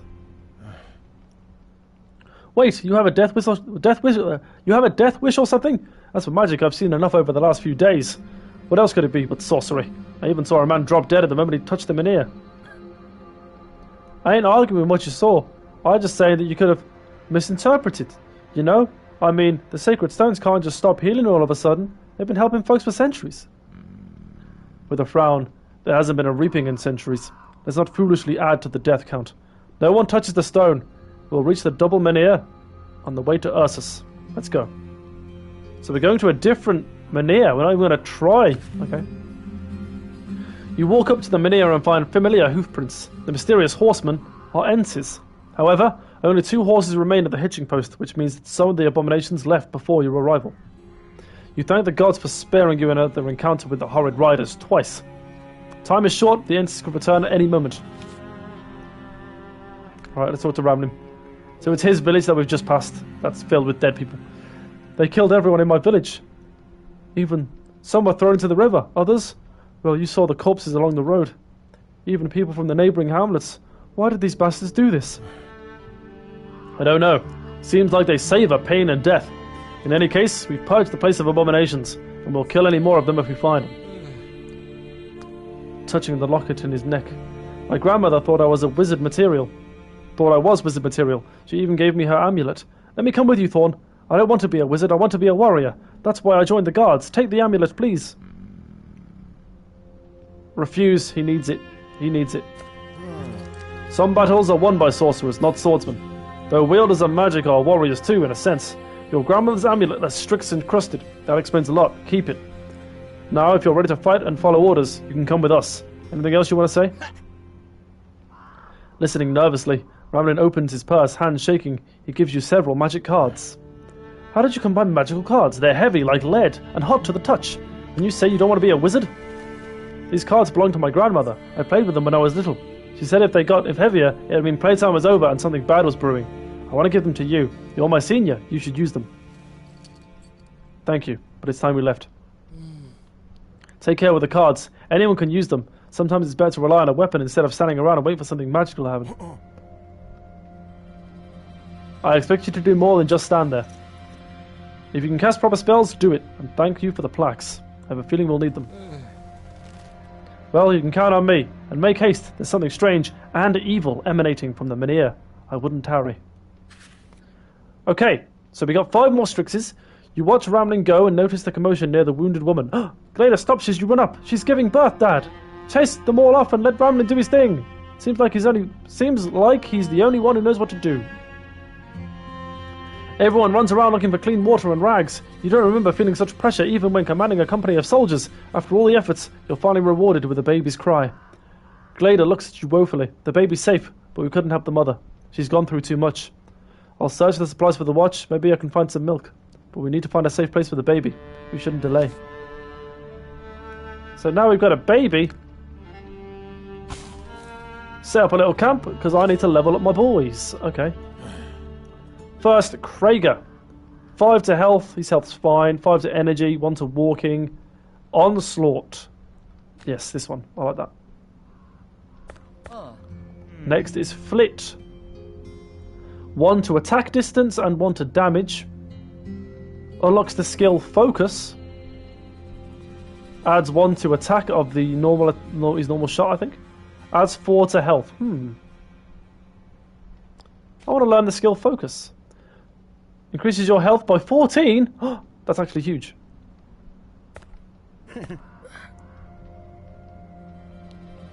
Alright. 5 to defense. I might do that.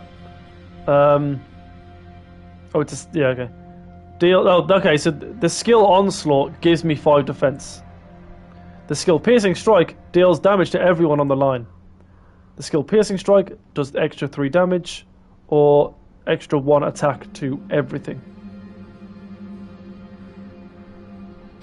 To the defense. He's a spearman. He's a defensive fighter. And Brett.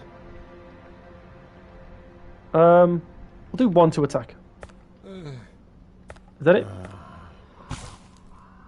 Okay, we got new cards, correct? I don't really know how these work. So all the cards that I have got are level 1. Where are the ones... Oh, I don't have... Okay, these are all the ones that I've got unequipped. So he's gave me loads of cards. Okay. Okay. So can I equip this one? No. Square to heal party. Oh, no. I wonder if that cures injuries. Okay, so we can't put the ones on. Yeah, we can't put the ones on that I've got 3 out of 7 or 2 out of 6. Reduces damage. Okay. Ugh. Reduces defense by 20 to all enemy units and reduces defense by 20 to all party members. Okay. Reduces energy by 20 to a random enemy. Increases health by 20 to a random party member. I do like that one. Reduces defense by 15. Why is that good? Why is that good? I don't know. Energy by 10. We've already got these ones on. Spirit armor's on. Thirst for destruction. Increases attack by 7 and reduces walking distance by 10.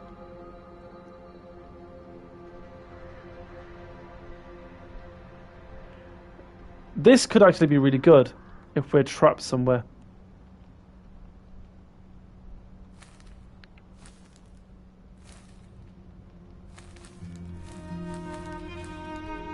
But there's nothing I could take off for it. Reduces health by 5 to a random enemy and increases energy. Oh, we've already got that one. Okay. No, I'm happy. I'm happy with those for now. A burial near the Menhir usually requires a special permission, but none of that matters to you now.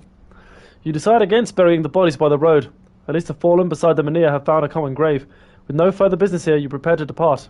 You notice Glader is deep in thought. Before you can say a word, Glader speaks up. Dad? Why didn't you let me go on the bridge, Dad? Am I a bad fighter? Or were you going easy on me during training? You feign surprise. And who else would care for the wounded? Our men aren't exactly a nurturing bunch, so I put my trust in you. And judging by how you handled childbirth, I wasn't wrong to do so. And for going easy on you during training, that's complete and utter nonsense. We'll call... Who do I like more out of these 3? Brett. You can tell that Glader is taken aback by all the praise and decides to seize the moment. Grab your stuff, all of you. The child's going with you, Glader. There's a squad of ensigns prowling about, so get back on those saddles. Everyone, make haste. Away we go! In enemy territory, a campfire gives warmth, but the cold gives protection. Shadow Clan's code for warriors of peace. Year 1002 and here we are. Since divine Our third main character of the game. There are only 3. Spring Hopper, breaks. Thorn, and this fella. Kingdom of Frisia. The city of Voden. A procession Voden. approaches the city. Hundreds. The Northland. No. Thousands. Where the other half of the reaping is starting. And closely guarded.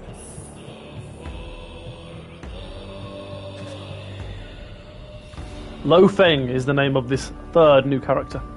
You observe the surroundings from a tall rampart. He's there with the thing.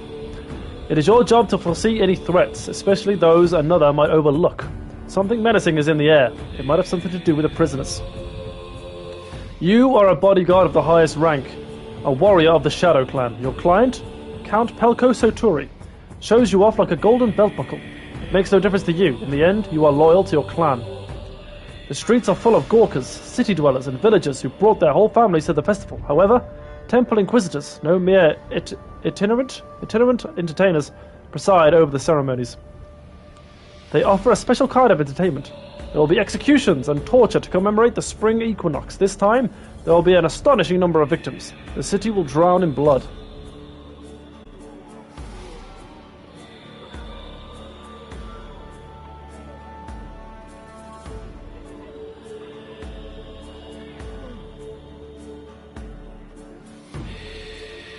Your client is meeting an important temple servant. You should stay close. So this fella here on the right, that's who we're bodyguarding. A tall temple servant is commanding the guardsmen. Many in the crowd whisper his name, Nakama. Count Pelko Satori approaches him, arms wide open. Finally, you're here. How was the journey, Your Holiness? What news? Would you like to rest or begin the festivities immediately? Have you considered my request?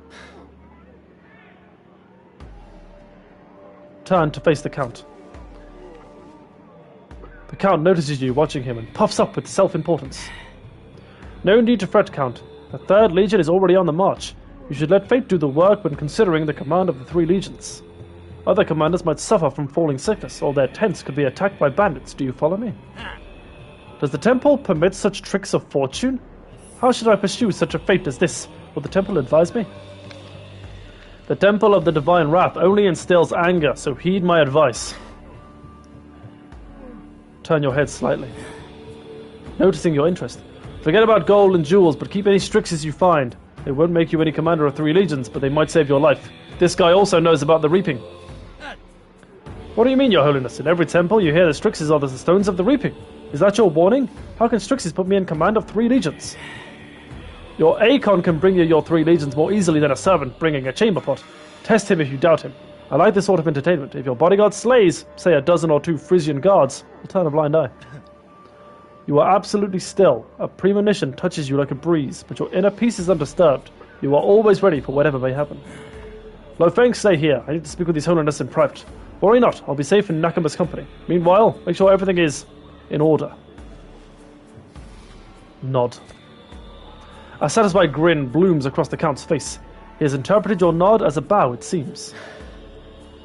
This day last year, 2 murderers were tortured to death in the city square. This year brings many more victims, but they look nothing like murderers. Let's have a look at these prisoners. A red-haired prisoner girl watches you intently. It seems she wants to say something. Haggard, foul-smelling prisoners are pressed against the wall. The red-haired girl does not look traumatized, though she certainly is. As guardsmen drag a scrawny old man from the crowd, you lose sight of her for a moment. More women stand behind the red-haired girl, but she alone watches you. You remain calm and impassive, even when she calls out to you in Acon. The red-haired girl is definitely not Acon. If she were, you would have been forced to abandon your service and save your kin. Nothing else can interfere with your service to Pelko Satori, who pays you so well. So, we are in Acon. We are a bodyguard. The only rule we have, really, is we drop everything. We always prioritize protecting other members of Acon. Hey, warrior, my name is Reet. Can you feel what's happening? Is it not time you remembered your duty? You remain silent. Your inner peace is absolute. Open your eyes. The temple servant is not human. It's a reaper in human form.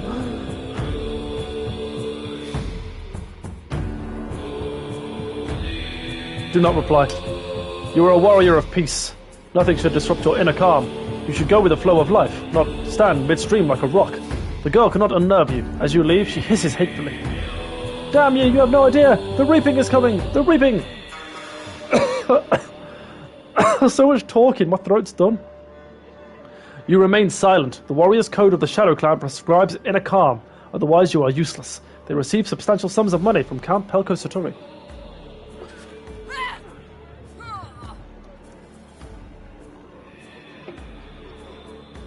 You turn around to find Nakoma staring at you with a contemptuous grin. He gives you a sign. You hear screams and choice swear words behind your back. The guards have picked up the girl, Reet, and are carrying her to the dais. The temple servant watches you closely. Executioner. It seems that the ungainly fellow is the executioner. He is in conversation with an old inquisitor, clad in black robes bearing the sign of the temple. The old man appears to outrank him, but the executioner will preside over the coming festivities nonetheless. The executioner checks the steel spikes protruding from the wall and then looks into the tin box. Allgrin, damnation! Why did he drive this herd to Wodan? You can only hang 10 people at a time here. Do you mean to drive the rest back?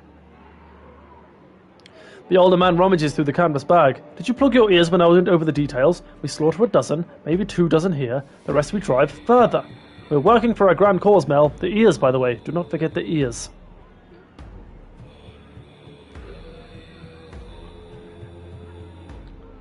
Peek into Allgrin's bag. Mel giggles. I remember your collection. What should I cut off that's different? Noses, perhaps? As for the grand cause, I'm happier arranging smaller affairs, smaller and sweeter. Allgrin laughs. Don't tell me, I saw you drool, slicing a wench from breast to crotch, just to see her guts spill. Just wait for it. You'll soon have it your way. We'll slay them by the hundreds. Mel blissfully closes his eyes. So, all this talk about opulent Burkana is not just gossip. It's a long way to go. Many won't make it. Still, there's naught like fresh meat. Mel rubs his hands together. You wonder why anyone would drive prisoners towards war. Usually it would have been the opposite.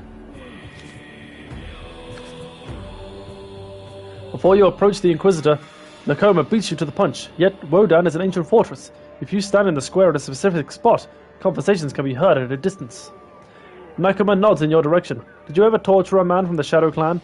Burn him with hot irons? Cut his sinews? They say these men feel no pain. The Inquisitor shrugs. Acons are not really human. Rumor has it, you can cut a child to pieces in front of an Acon, and unless he was hired to protect that child, a warrior of the Shadow Clan won't so much as blink. It is said they have no hearts. Nakama smirks scornfully. As if you had a heart, will you flinch if you have to butcher a child? How many have you disemboweled already? Perhaps we have something in common with warriors of the Shadow Clan. I would love to see one in action. Walk away.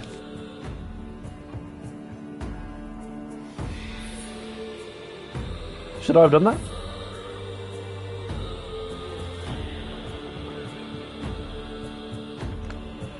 Oh, press X, okay. You stand beside Pelko Soturi. He is unfazed by the muffled howls of the prisoners, the grumbling of the crowd, or the smoke from the executioner's brazier. In fact, he is almost triumphant. What will you do, Lo Feng, knowing that a Frisian official plots my death? What if he plans to send assassins after me? You know the answer.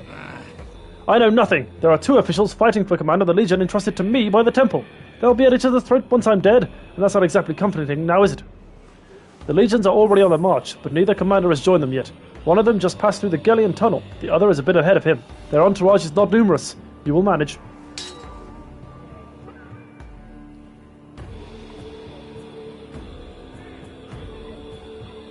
May I return once I'm done? Are you worried about the contract? Fear not. You are carrying out my orders. I want to test you first. There's a wench who dared scorn his holiness. The red-haired scum mocked him all the way from Wodan. Kill her, and if I become commander of the 3 legions, I will double your pay. Is that the only test? No, but the next one will cost you nothing. When you put the girl out of her misery, the guards will attack. Kill them too. Several runaway prisoners will add to the confusion, and nobody will blame me for the turmoil. Because they will blame the Shadow Clan. You have nothing to fear, Akon. If you sort out these officials, I'll have enough power to quell any discontent. You have my word. I shall not kill her. I shall not slay anyone. I shall slay anyone sent to kill you, however many there are, but I am not an executioner. Cunningly narrowing his eyes. Well, Akon, remember this. Pelko Satori always gets what he wants, regardless of what's written in some contract. You'll see.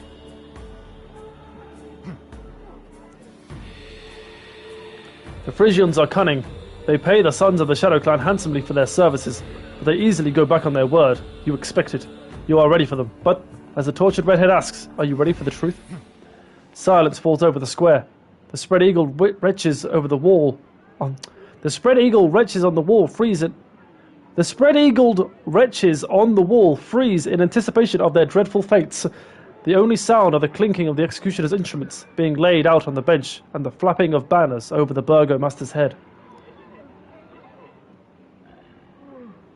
Watch the prisoners. The prisoners at the foot of the wall can barely stand. Few men. Only the very old and very young remain. The mostly female crowd falls to the ground, horrified at hearing the anguished cries of an old man being tortured. Then the redhead begins to sing. She waves a temple hymn, making rich and poor alike bare their heads. Her voice peals across the square, resonating as if under a vaulted ceiling. Everyone stands transfixed by the melody, moved to tears, searching for something within themselves. Look at Pelko Satori. You turn to face the Count. Sweating and gasping in anger, he presses his palm to his chest, saluting the spread-eagled girl on the wall as though she was the primarch of the Temple of Divine Wrath. Guardsmen's helmets are removed. Sharp blades are lowered. Prisoners and onlookers weep uncontrollably. You know that a temple service cannot end an execution. It is forbidden. As this thought forms, a Reaper appears. Untruck the Reaper. Something resembling a bloated grey corpse with a greasy black mane emerges from the yard in front of the gate. It moves towards the dais, determined to end the song. You draw your sword! Stay back, Reaper! Oh my. So, what's going on now is a religious hymn can't end in an execution, or something like that. And we are prepared to fight for that fact. Well, we've got loads of moves. Only 60 health, though. Okay, we'll start our moves by going right in the corner. Hopefully that means we won't get surrounded as easily.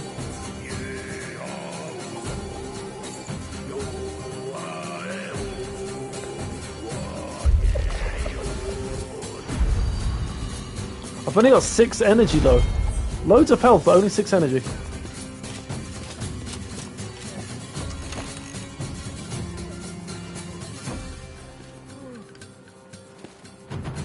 $60 damage. Increases your defense by 42.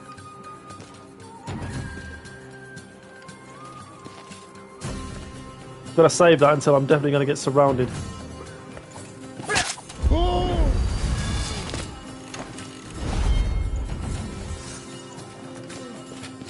Right now there's no chance of me being surrounded because only the guys really far away are moving.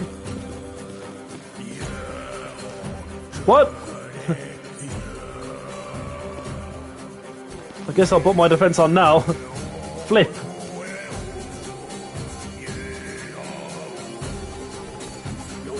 I accidentally moved past the guy I was meant to kill.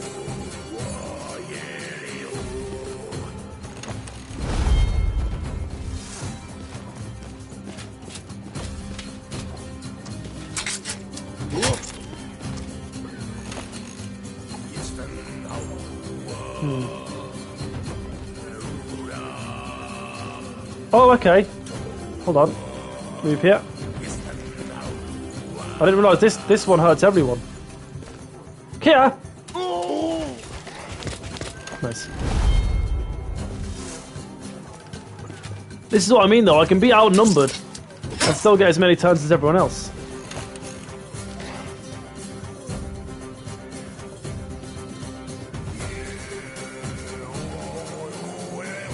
Hmm.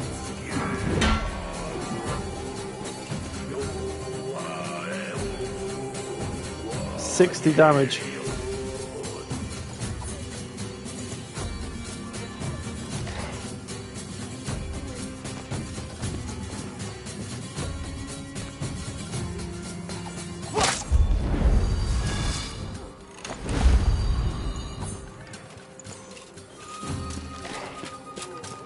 I'm presuming these guys can only attack in straight lines, which means I'm safe for now.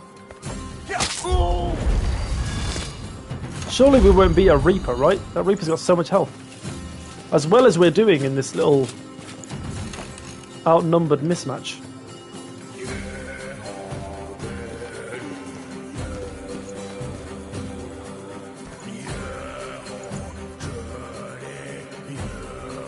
Here! Oh. Here! Oh!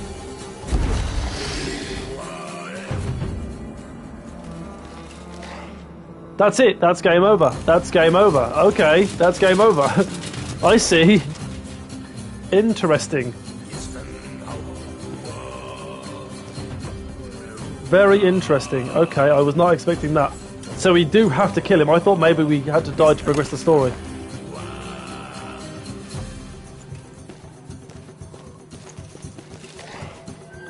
Alright, well we can kill these guys in one normal hit. So this is probably where we should have started. Okay.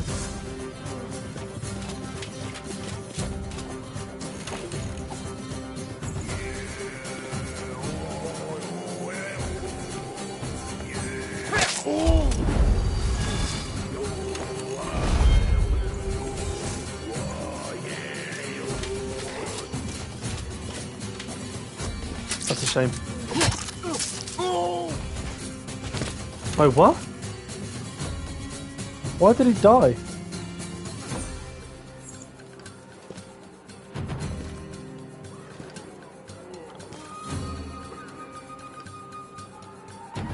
Cooldown 5.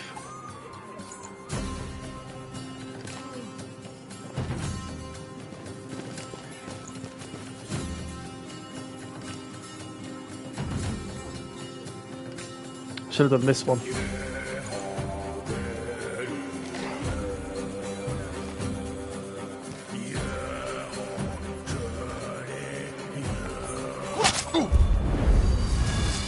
That'll do for now.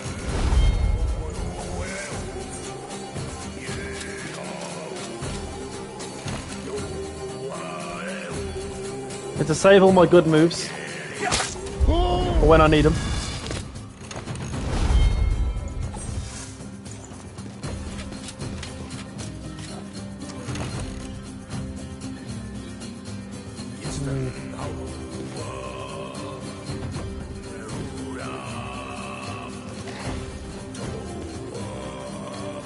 Do my rangy attack.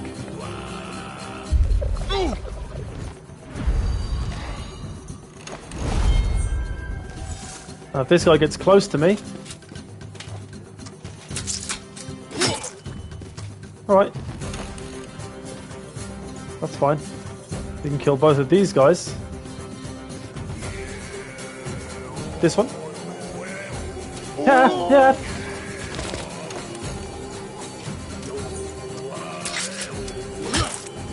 Gotta be careful. I'm starting to get hurt a bit now.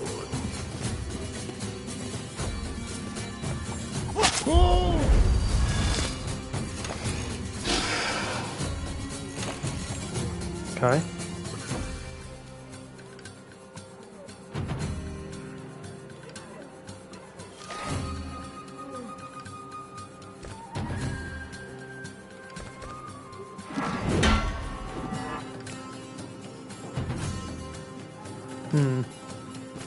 Nervous.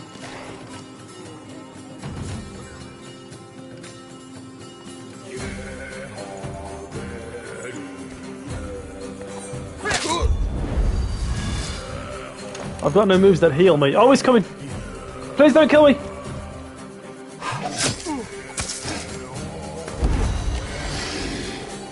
Well, what the hell am I supposed to do? Maybe if I just go straight for him?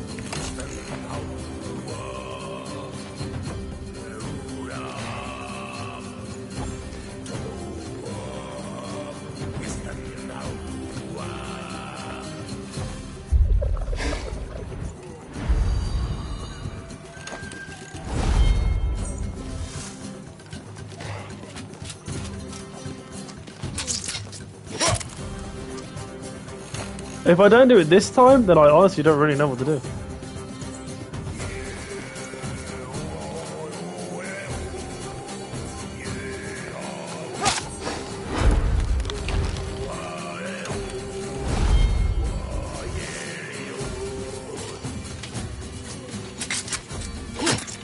Oh god, please don't kill me. Ooh.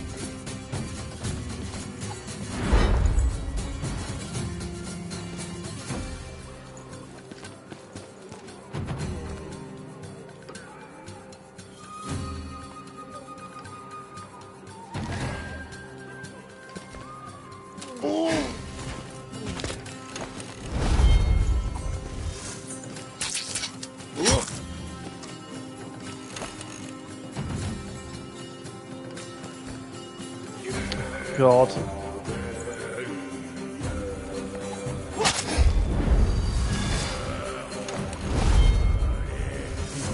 If this guy reaches me, I'm dead, but if he doesn't, no, I'm dead. I'm alive!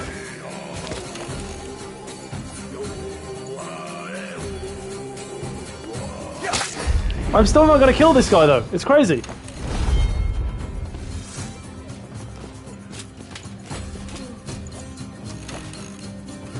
Oh my god.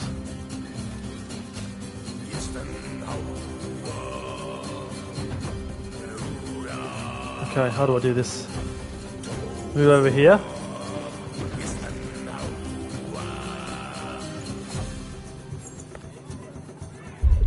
Please tell me that's it. Fight over. Victory. Thank God. Oh my god. Oh my word, what a tough fight. Oh my word. Killed by your blow, the monster turns into a wisp of fog. A sacred strix set into steel of your blade sizzles and burns out. Ah, there were Strixes in my sword. The mystery is solved. This is what made the Reaper vulnerable. A strange weakness washes over you, making you stagger. Did the monster curse you? Your eyes meet Reeth's. She's been a hard nut to crack. 2 swings of the sword is enough to cut the ropes binding her. The moment you set her free, she rushes to the other prisoners. What follows is not your responsibility. Your road leads to the Isles of Shadows now, but first you need to overcome the strange weakness.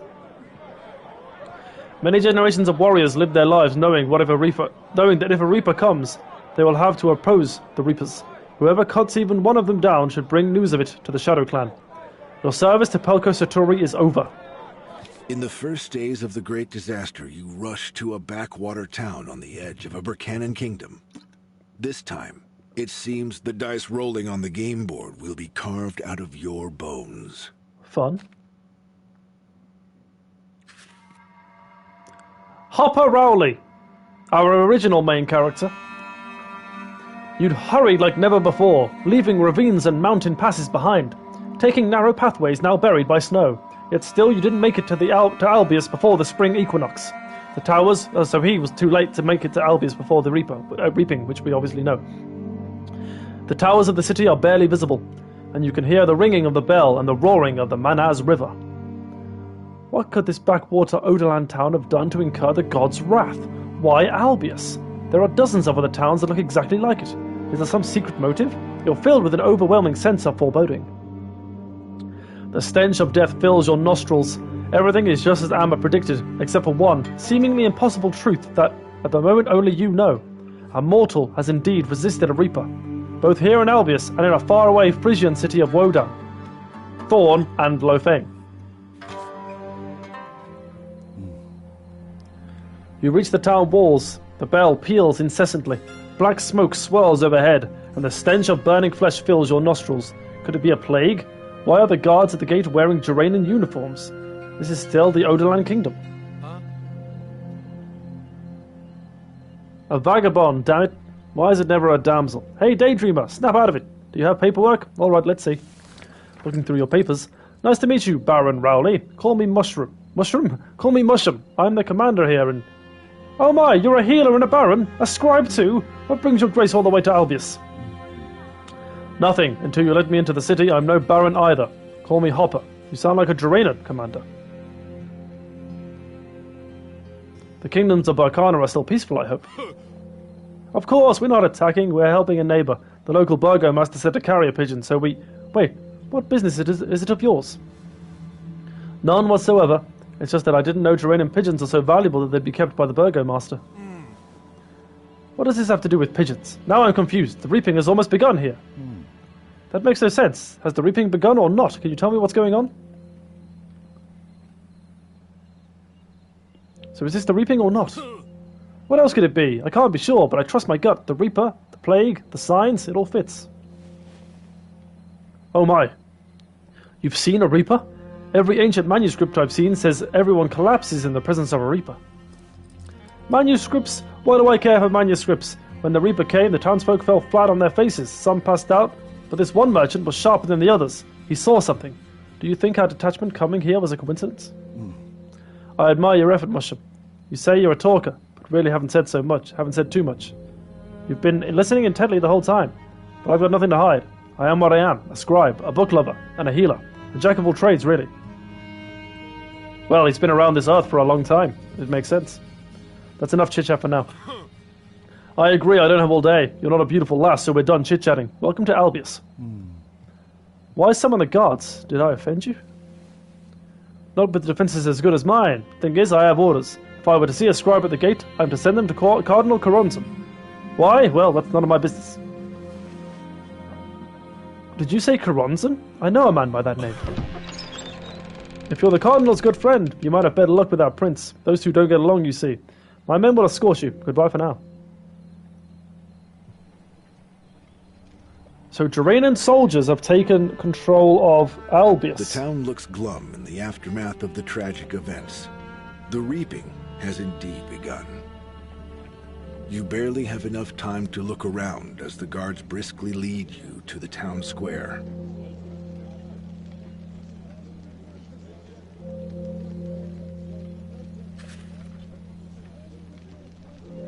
You arrive at the town hall with an escort of guards. One of them, a tall, hulking man, stays behind as the others leave.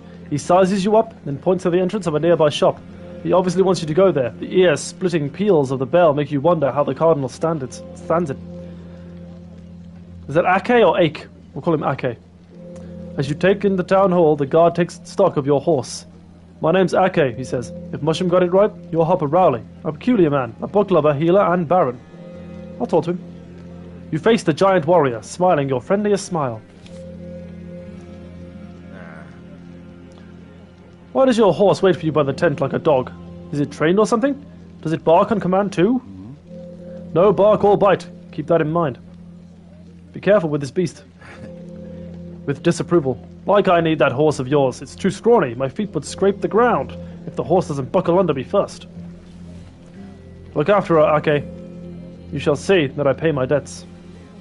I haven't let you a thing, and I'm not gonna. Your horse ain't going anywhere, and neither are you. You're not leaving town till you've spoken to the cardinal. He and the prince argued about that, actually. Trig's glum because the temple seized the right to inspect all scribes and mages coming into town. Alright, so we gotta talk to the cardinal. Where is he? Oh, right here. Trig, the Prince of Gerena. So the Prince of Gerena is here, not just Geranian guards. You didn't look so worn last time I saw you. What aggravates you so, your highness? The beginning of the reaping? Or is it the incessant ringing of the town bell? Who are you? I've been told that a certain scribe has arrived in town. Would that be you? I'm a healer and a wandering sorcerer with a license. Hopper Rowley, your face looks familiar. Might we have met? We met in your palace, your highness, about 3 years ago. I just earned my scribe's license. I spent a whole year going through your archives. I can't remember every single palace scribe. Now, if you were a good swordsman, we could talk. I see that you do have a sword and a staff. Isn't that a bit much? What brings you to Albius? The staff is for walking. The sword is for defense. Such are the times we live in. You either carry a sword or someone carries your head. As to why, I got word that the reaping has almost conquered Albius. That's why I'm here, your highness. What do you mean that's why you're here? You're starting to piss me off. Make yourself clear. Why in Terminium? Why in Terminum? Terminum? Why in Terminum have you come to Albius? That's hardly a secret, your highness. Just watching events unfold in the blessed lands of Burkana and writing it all down. I'm not so sure about the Burkanian blessing. Looks like more of a curse to me. But why Albius specifically? A seeress told me that the reaping will begin right here, on the day of the vernal equinox. I was curious, you see, but almost couldn't make it. I travelled a long way. Without averting his gaze from you, a seeress? Was she by any chance an attractive young lady, or a crone with a soul-freezing gaze? I find her beautiful. Past her prime, perhaps, but hardly old. Stumbled upon her in the Vale of Mercy. I didn't really believe her. It's better to see one for oneself, so I just dropped by. The seeress was right. It's disappointing that she's so far away. I'd love to meet her. The reaping excites your curiosity, you say. You must be an expert on the subject. If you're as clever as your scribes pretend to be, tell me this. Was the bell ringing during the last reaping? And if it was, how did they stop it? Is there a clue in your scrolls about how to silence it? It did indeed toll, but differently, and not for days. I mean, how do you even keep this up? Anyway, stopping the bell is child's play. Just get the chimesman to stop. Just get the chimesman off the damn thing. Do you have any idea how many men I lost in the town hall? I don't need a scribbler. I need soldiers. So much for your usefulness. Go visit the cardinal and see if he can help. See if he can find you what to do.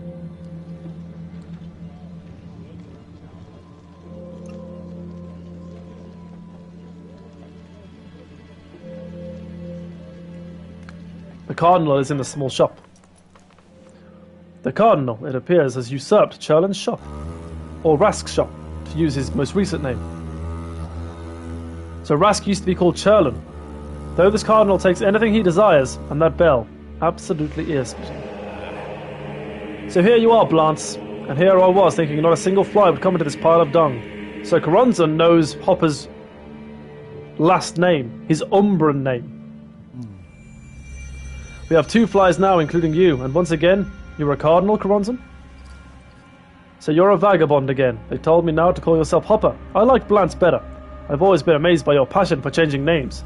Only Amma stayed Amma. You're not coming here. Your coming here is no coincidence, is it? What else did she predict?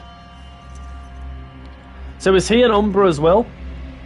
If he knows about Amma and about our old name? Nothing really. Only the onset of the reaping. Does that mean she hasn't lost her clairvoyance? As you can see, that's how it is. The reaping is also starting in Frisia, not just here. That's not your doing, is it, Coronson? Of course not. You don't think we've sided with the Umbra, do you? We're all Umbra. Amma is, and so is Rask. Rask is Umbra as well. He got away, from what I heard. Who came to Albius?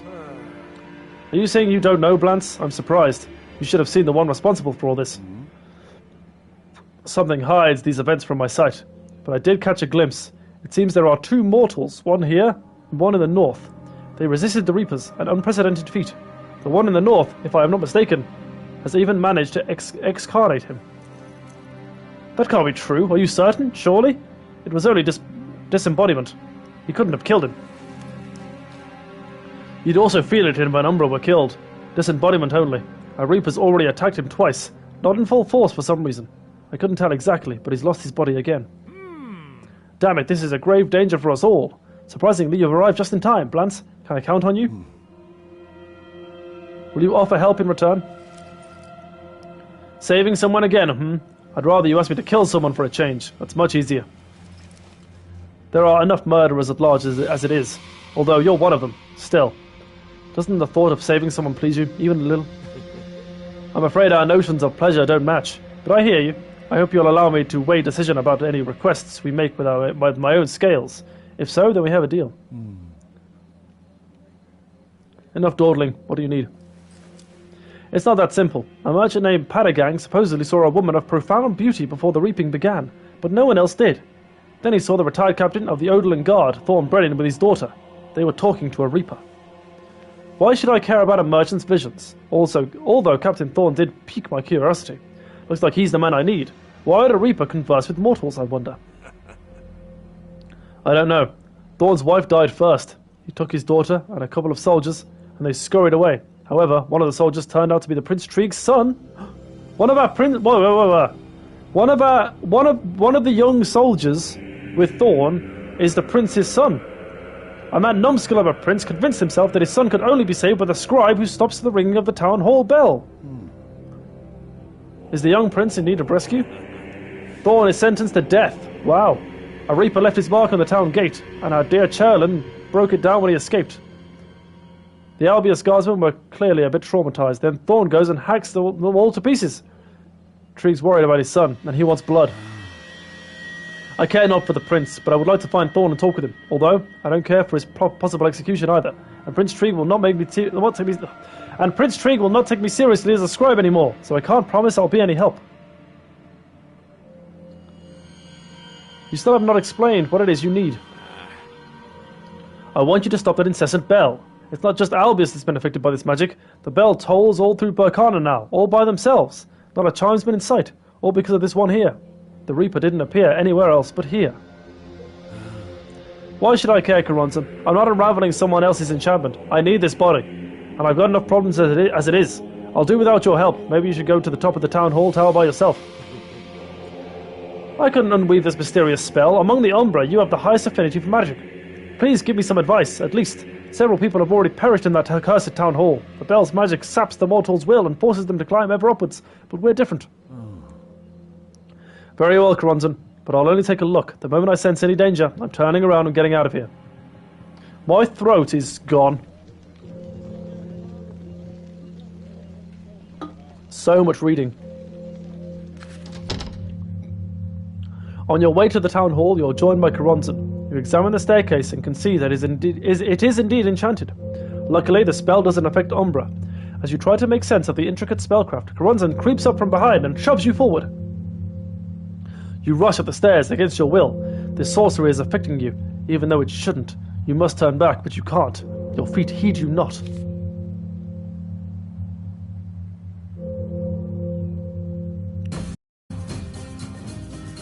On the upper platform of the bell tower, you find soldiers who got too close to the enchanted stairs. Their eyes are vacant. You draw your sword. The guards might not attack you of their own free will, but there is no reason to get yourself killed. Oh wow, 1 against 6. So it seems like Thor is a normal man, but Lo Feng is like a quality soldier. And obviously Hopper here can handle himself. Hold on. My controller's about to die. Let me just get my charger. I've got a time limit, right? Oh, I've got loads of time. I really need the toilet. But I must push on. Okay, so let's put you there. And we'll start from the right and go through everyone. So we'll start right here and slowly cleave our way through. What moves have we got? 16 damage, pushes the enemy back, increases your energy by 12. Deals 32 damage, but it costs me 5 energy. Ooh. That would kill. Yeah, screw it, let's just do it. Here! There's a 2-turn cooldown for it. But that's fine for now. Ow! Yeah, it'll be back just in time for when I need it. Oh. If this guy comes right next to me, I can kill them both. Love that. Ooh, 14 damage altogether. Get off me! Nice. I love the art style. I love this game. Looks so nice. I just wish it wasn't as awkward to control. Or I wish I at least bought it on PC.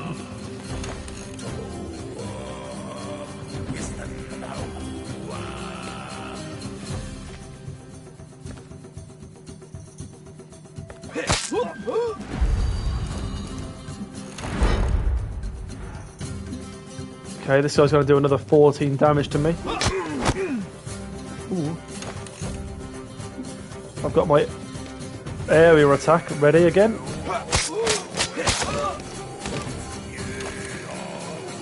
A little bit worried here. Okay, 6 damage is fine for now.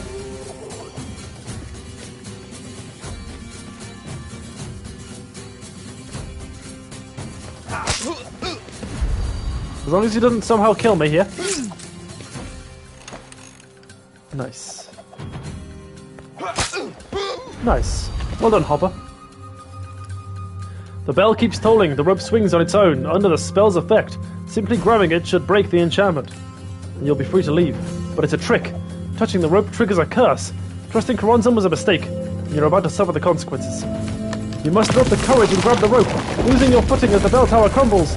Everything goes black, all but a message burned into your mind.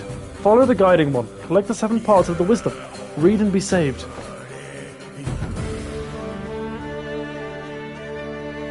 Hooray! You wake up to someone slapping you in the face, then hauling you upright. You struggle to open your eyes. The first thing you see is a blackened and frozen hand, which has absorbed the full power of the curse. One look back is enough for you to confirm your suspicions. The town hall's bell tower has indeed been destroyed. Yay. Damn you, Karonzan! Melodramatically. You scoundrel! I drag you from the rubble, and what do I get in return? Have you lost your tongue, or have you no gratitude? The town hall tower is no more. You've brought it all down. Somehow. The store's still in one piece, though, and the tolling has stopped. That kind of magic is out of my league, Karonzan. I can only tell you that it definitely kept something horrifying at bay. It still does, but now with my help, see my hand? The unknown sorcerer must have had both hands blackened. Or could it be a sorceress? No matter, a being capable of such magic can assume any form. The spell hasn't broken, but that's the ordinary curse in your hand. The bell must have been a decoy. But I don't understand the enchantment's purpose. How should I know? If not for the bell tolling, the people of Albius might have been slaughtered. And the people of Albius might have slaughtered each other. Damnation! It's your fault I got caught in this enchantment, along with the gods. Who knows what else? Along with God knows what else. I can't talk. What if this blackness spreads to my heart? Hasn't happened yet. Enough with the weeping. A pompous nobleman is headed your way. You've met my request, so I owe you one. However, if you want to ensure my goodwill, I suggest you find Thorn and bring him to Opacum. I want to have a look at him. Oh, here comes Prince Trieg. The dreams come true, Scribe. The hag was right. You stopped the bell. Well, I invite you to serve the Geranian crown from now on. Find my son Ho and the captain who led him away, named Thorn Brennan. Save my boy and bring the captain to trial. Excuse my insolence, Your Highness. I only wish to understand. First, I hear about a girl of profound beauty. Now there's talk of some hag. And what of this dream? Does it pertain to your orders? I dreamt of a terrifying hag who foretold your arrival. She tried to soothe me. Said you'd help. Don't grind your teeth, Karonzan. Respect the Draenan crown. You demand for respect for the crown, yet you show none for the temple. All these dreams and prophecies are pure heresy. Oh, and forget about Thorn. He's not your subject. It's not up to you to bring him to justice. It might surprise you, monk, but I'm perfectly capable of making decisions without your precious guidance. Is it too much to say that annoying temple advisors belong on the rack? The temple is above any crown. An overgrown stalk can be trimmed, Karonzan, even one growing in a temple. If anything happens to Ho, Thorn's head will roll, and if you object, you'll lose yours too. Really?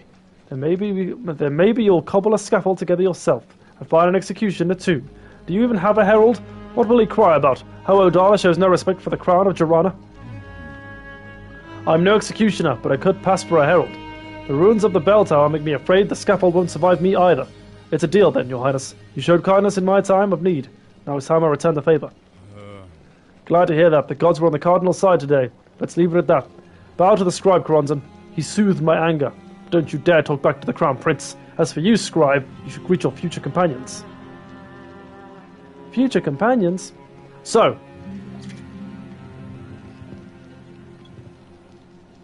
when I control Thorn and the gang, we have Strixes. When the Strixes go to 0, we start to die. It's a similar situation with Hopper, except he's got a curse, and the curse will grow as he moves on. Out of the blue, I entered a royal service and found myself some good travel companions. Looking at a man you haven't yet met. You're a new face to me. You've probably already heard the lecture on our goals and reasons. But I'd like a proper introduction. My name is Hopper Rowley, and I'm a scribe. Stein! Krager was talking about him.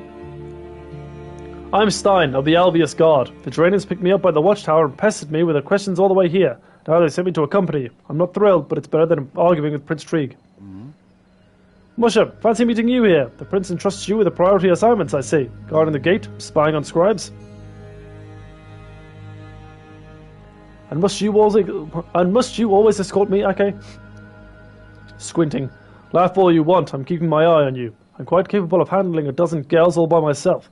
But taking down the town hall is another thing. And don't you dare hex me, or I'll beat the living daylights out of you. I am no sorcerer, Ake. The town hall was already falling apart. I just sneezed a little too hard, but thanks for the warning. You sneezed so hard that the cardinal himself waded through the rubble to get you out? That's some achievement right there. Chance rules the world, Ake. That, and strong fellows like yourself, if you're lucky. We have plenty of time to talk on the way. Let's make it through the gate first. Time is of the essence, and I won't linger here and risk the wrath of the prince. Wait a moment, book lover. His Highness told me to give you a jug of temple balm. Doesn't want you to fall ill, I guess. He's also granted you travel documents with his personal seal. Here you go. It'll make the journey easier. How curious. The prince showers us with gifts for a job that isn't even half done. Well, if that's all you have to say, let us be on our way. Let's talk in private for a moment. We've got a long road ahead, and I need to tell you something. They say the cardinal blessed you, so you're not just some filthy sorcerer, right? So you won't make fun of me. Tall as you are, you're forced to look up to the giant. You wait for him to say something. The thing is, whenever hag appeared to our prince in his dream, I saw a pretty girl. The one that Padagang thought he glimpsed, only I never mentioned her to anybody. Why didn't you? Did you pity the girl, or was it something else?